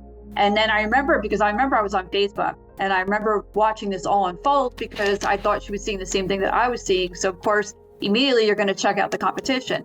And then photographers called her out. So like one of the basic things that I tell everybody is that you cannot film the sun during the daytime. You can't see, you can't see it to outer space during daytime. So she's telling you she's outside daytime and she sees these spaceships around the sun. How does she see that when she only owns she only has like an iPhone with what is it called? She used like some kind of like binoculars and a cell phone. And she's taking these kind of photos. I mean, come on. So like I did a whole thing of facts. I'm like, fact number 1, space is always moving. It's not stationary. So how are the ships always around the same part of the sun constantly? You know, like all the time. Like this, you can't take outer space photos unless you have like the telescope. You need a high definition, you need astrophotography. So astrophotography, what a lot of people don't know, is a lot of post-processing. So you have to take multiple images and then you have to stack them. Yeah. She's not doing any of that. Yeah, you can catch a lot of stuff. I'll tell you this, I'm not as smart enough I have the cameras to do it. My wife can do it, but she's not like, I'm like, hey, do you remember how you did it? We did that going out, we was in Utah at Monument Valley. Oh my goodness. Nice. Yeah. You're talking about being able to see everything, but she did it where you got to make sure that it's still, and it just takes like all of these pictures for like a minute or whatever. And you come back with some beautiful stuff, but it's a lot to do. It's a lot of work. I mean, with photo editing and stuff like that. So when you start looking into astrophotography and stuff like that, it's you talk about time consuming on a podcast. And I'm already time constrained. We could take some pictures out in the backyard, but there's no way we're going to make them look like what you see on the internet of like this, Let me throw a weird theory out there at you, just see what you're, because this kind of. I already debunked her. She's all dark and it's just that it's that alien fear agenda. Yeah, I try not to. I've been there, done that. I'm not. Yeah. But I know it sells. I know it gets clicks. I talk about the dark ones, but just so that you're stronger. Like if you can see dark ones, you can see light ones. Like it just is what it is, and there's hope, right? But let me throw this theory out there for you before we get off of here. So there's a new movie coming out, and I was kind of already toying with the idea a little bit, and I'll just tell you how I got there. Doing a lot of this filming out and getting this stuff on camera and seeing how small some of this stuff is going by me, but then it looks big out there. There was this kind of little download that happened. It was a what if, because I'm big on, I believe that we're Nephilim. I'll say that, of like we're mixed. We're not just human. We're animal, and we're dirt, and we're God, and we're devil, like all together. And this is what we are. And Mo will say we're fungi. But the idea of giants, right? Yeah. So there's a movie coming out that I saw the trailer for the new one. It's the new Ant-Man. It seems crazy, but it's like humans who become very small, like Honey, I Shrunk the Kids, and they go into the earth, and there's like all these civilizations of literally tiny, insect or smaller, that have vehicles, and then humans are giants. And the reason I was originally toying with this was the fact that while I'm filming, the birds are singing all around me, right? And they just sound, I love the birds. They're so beautiful.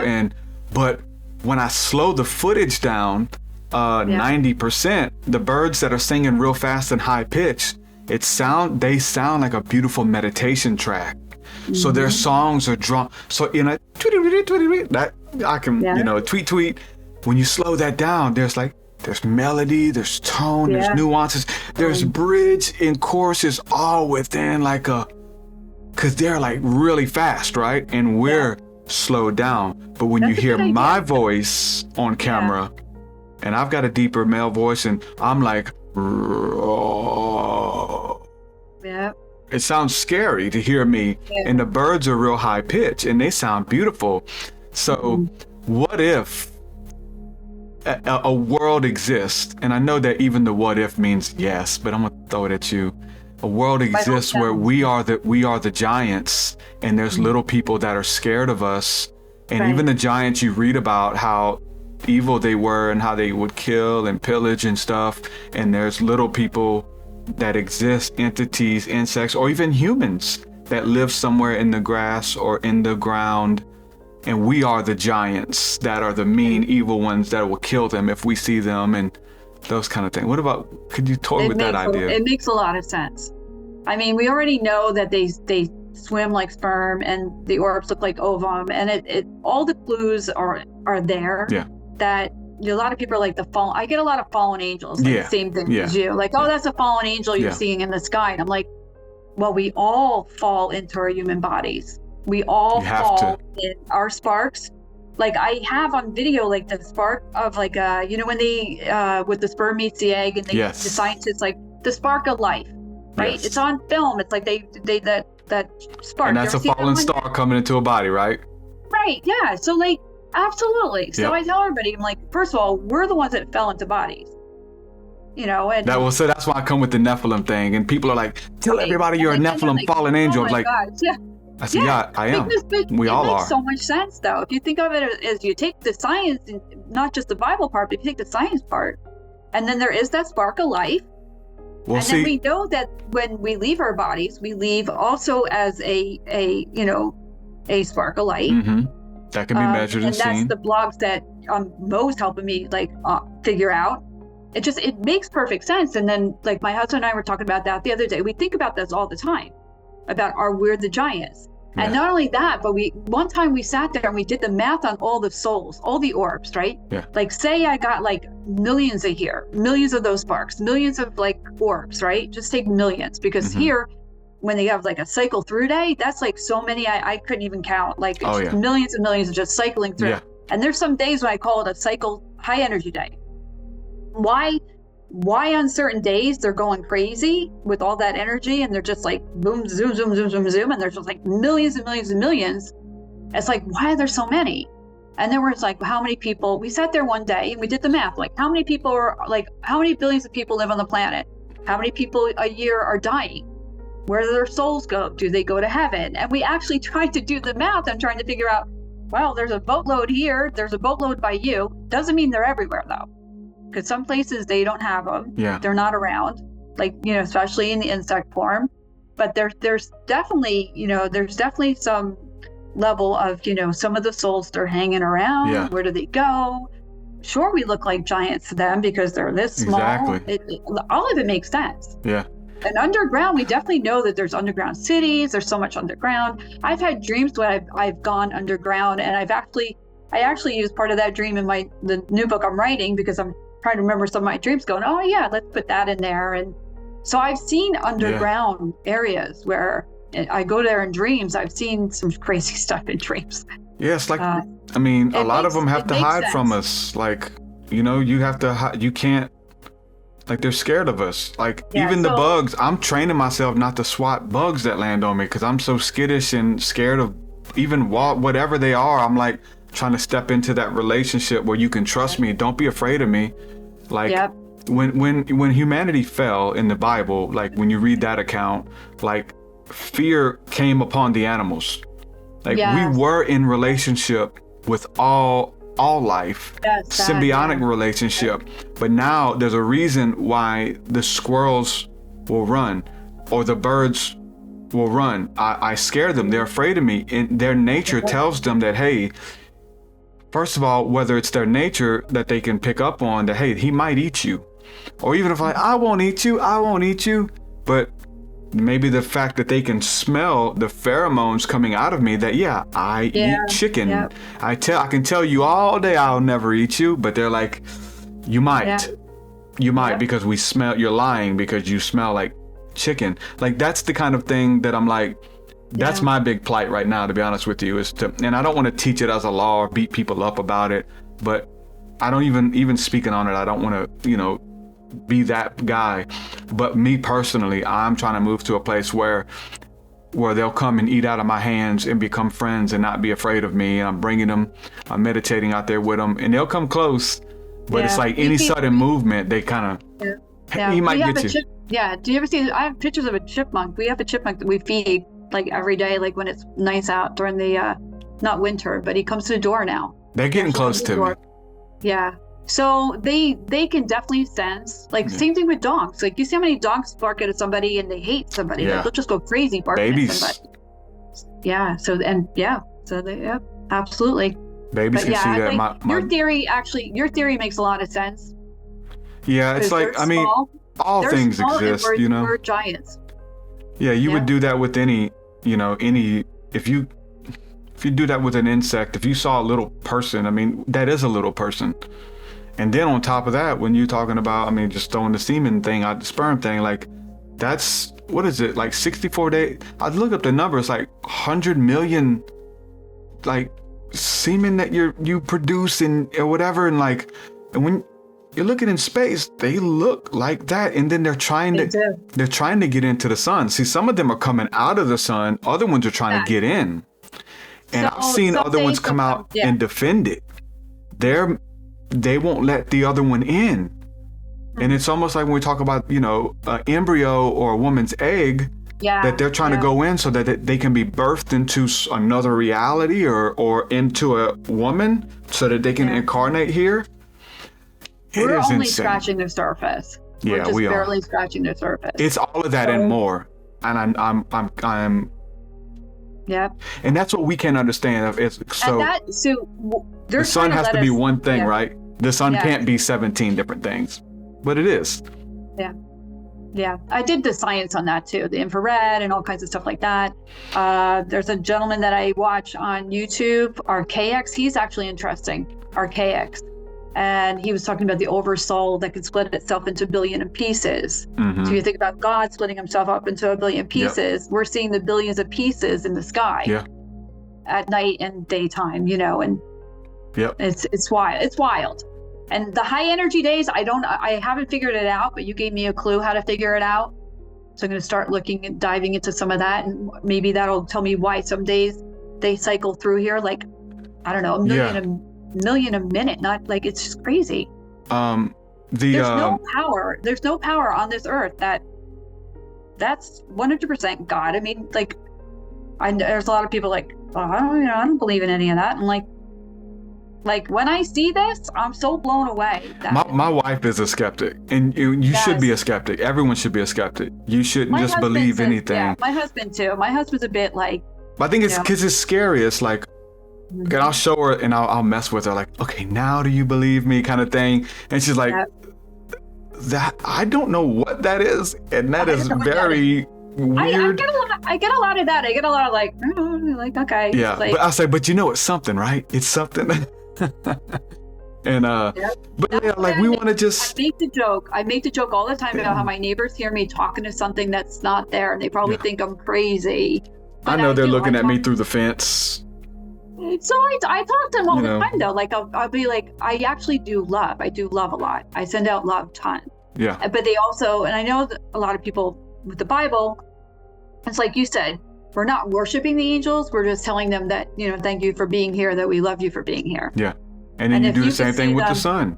Thank you for giving me life. Yeah. And there's people that have seen them. I've gotten contacted from people like all over the globe, but they are out there. Not everybody sees them the way that you see them and the way I see them, though. Yeah, that's what I was wanting. I wanted to know, like, maybe it's people who are tapped in. I think there's a big thing, again, the fact that who's going to go look.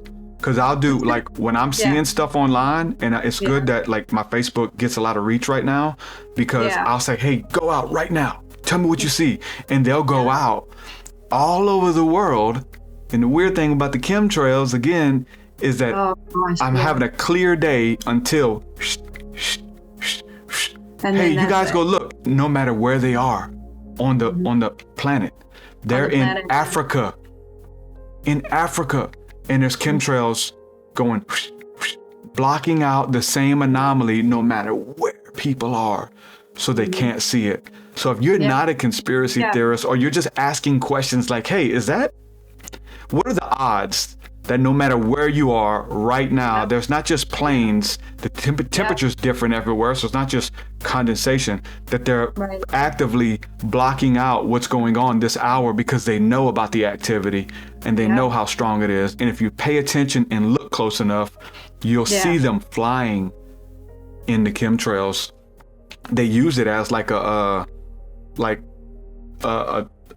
they spray by, they know what direction they're traveling.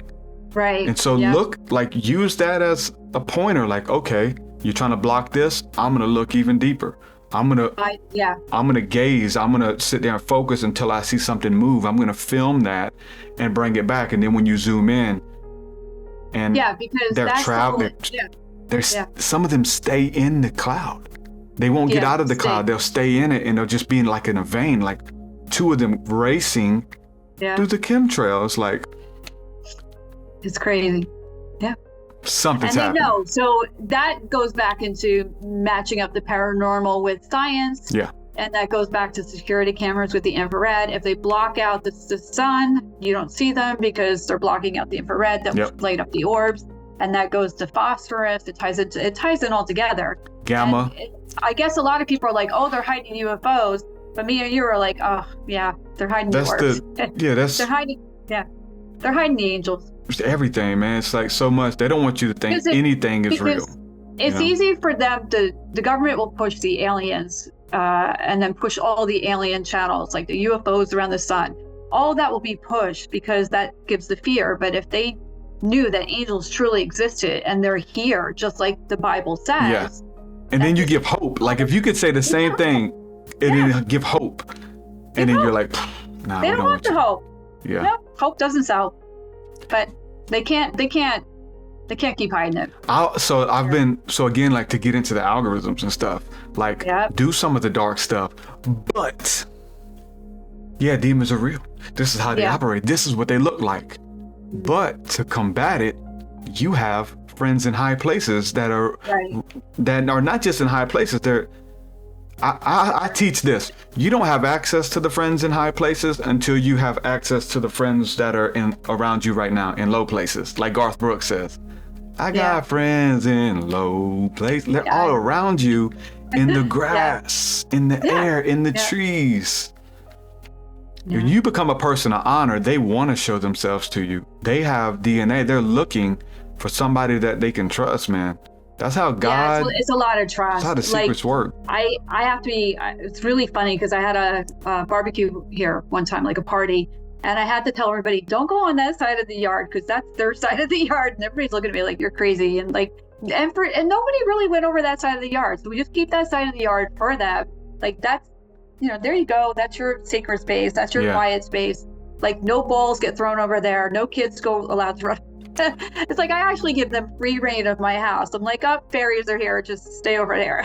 I'm trying to find a corner of my yard that I can leave untouched. But it's funny kind of let it grow up. I used to think it was grass, but it's not grass. If you have concrete, they're fine with concrete as well. They'll be anywhere. It's just, for me though, I noticed that they follow the path of the sun, and I actually did it on like a photo that I took of my house, like a Google map thing, and I'm like, okay, 9 to 11 they're here, then they move with the path of the sun because it's always about the sun. And then by the end of the day, this side of the yard, because the sun's moving this way, this is where they're at like 5 to like 7 p.m. So I always follow them, and it's always because of the sun. And then now you know why they block the sun out, because you won't see them in the chemtrails. If it's cloudy, you won't see them in the yard. I don't. It's they're tied to the sun 100%. It's so weird because there's many spectrums of light. right? And Yep.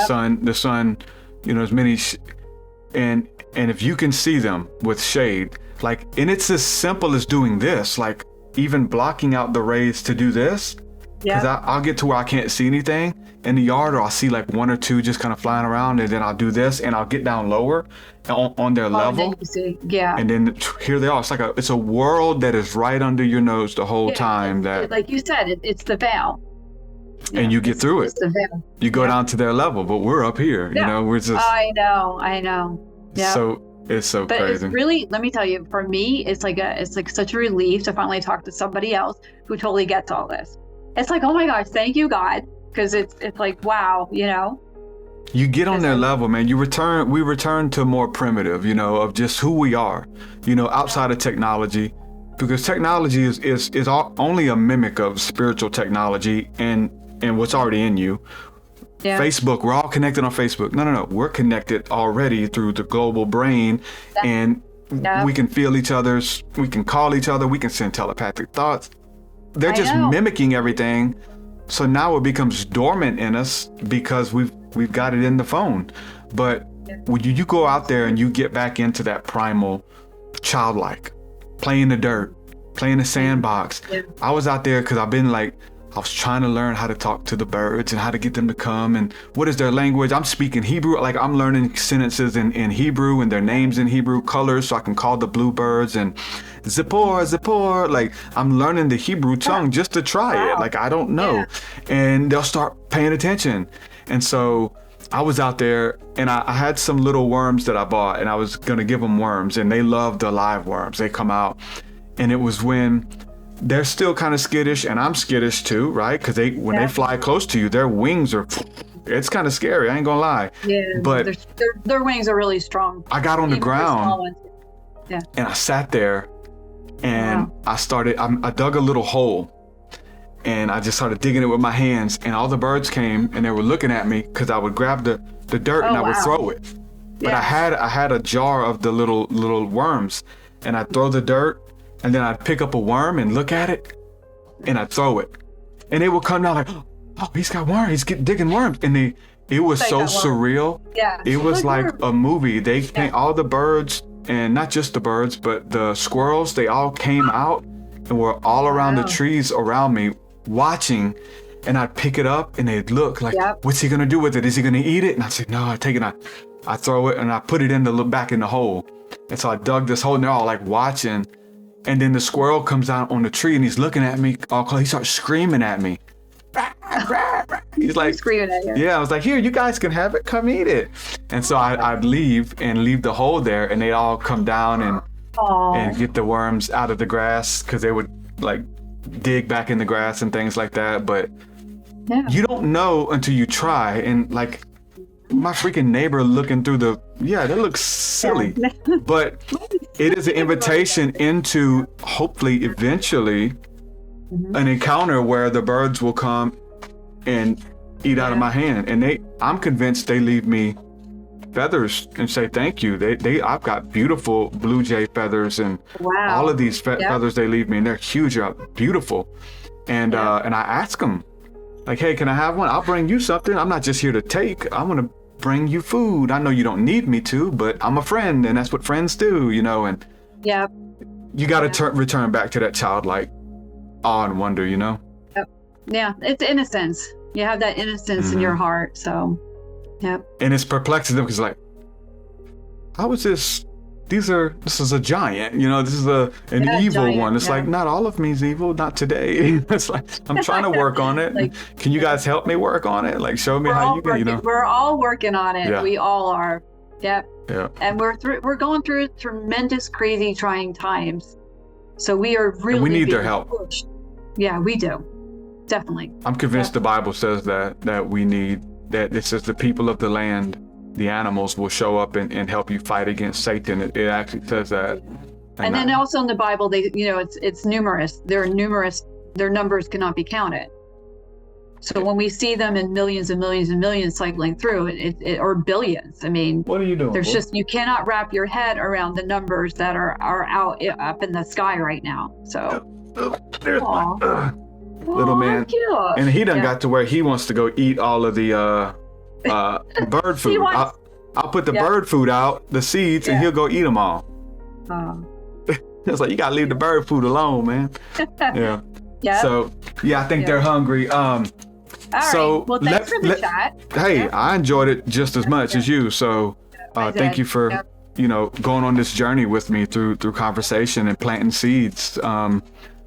And then in definitely people, check out the website with a little bit more detail, a little bit more, the geek side coming out. No, I hear you on that. I hear you on that. So subscribe to the YouTube. Yeah. Check out the Yeah, website. definitely. Pictures, videos, Yeah. nerd stuff. Oh my We'll God. call it. We'll I'm call it very- receipts. Receipts. Oh my God, I'm very nerdy. It's like nerdy, and then of course the neighbors are like, who's she talking to now? So good. So Like good. Well, gratitude. Show them gratitude, and when you're out there, they'll appear. Yeah, I'm waiting for spring because I love when it gets to be fairy season. That's what I call it. Mm. All right, So Angels awesome. and Souls. Yep, very easy to remember. YouTube let me have that cool name. Yep. Awesome, and I'll put the link in the description. And yeah, thanks for hanging out. And yeah, we'll do it again. I enjoyed it so much, and definitely want to send my people to your page. And you guys comment on this video, comment on her videos that you saw her here. And if you want us to do a part 2, come back on. And we'll do it again. So we'll leave it up to the people. Thank you so much, my friend. I enjoyed it so All right, much. Thank you so much. All right, many Thanks blessings. a lot. Bye-bye. Bye. Your way so much higher than mine, so much higher than mine. Your so much deeper than mine, so much deeper than mine. Well, that does it for this episode, folks. To hear more episodes of the TruthSeekah podcast, head over to TruthSeekah.com. And if you're wanting to support the show and get rewards, go to our Patreon page at patreon.com/TruthSeekah.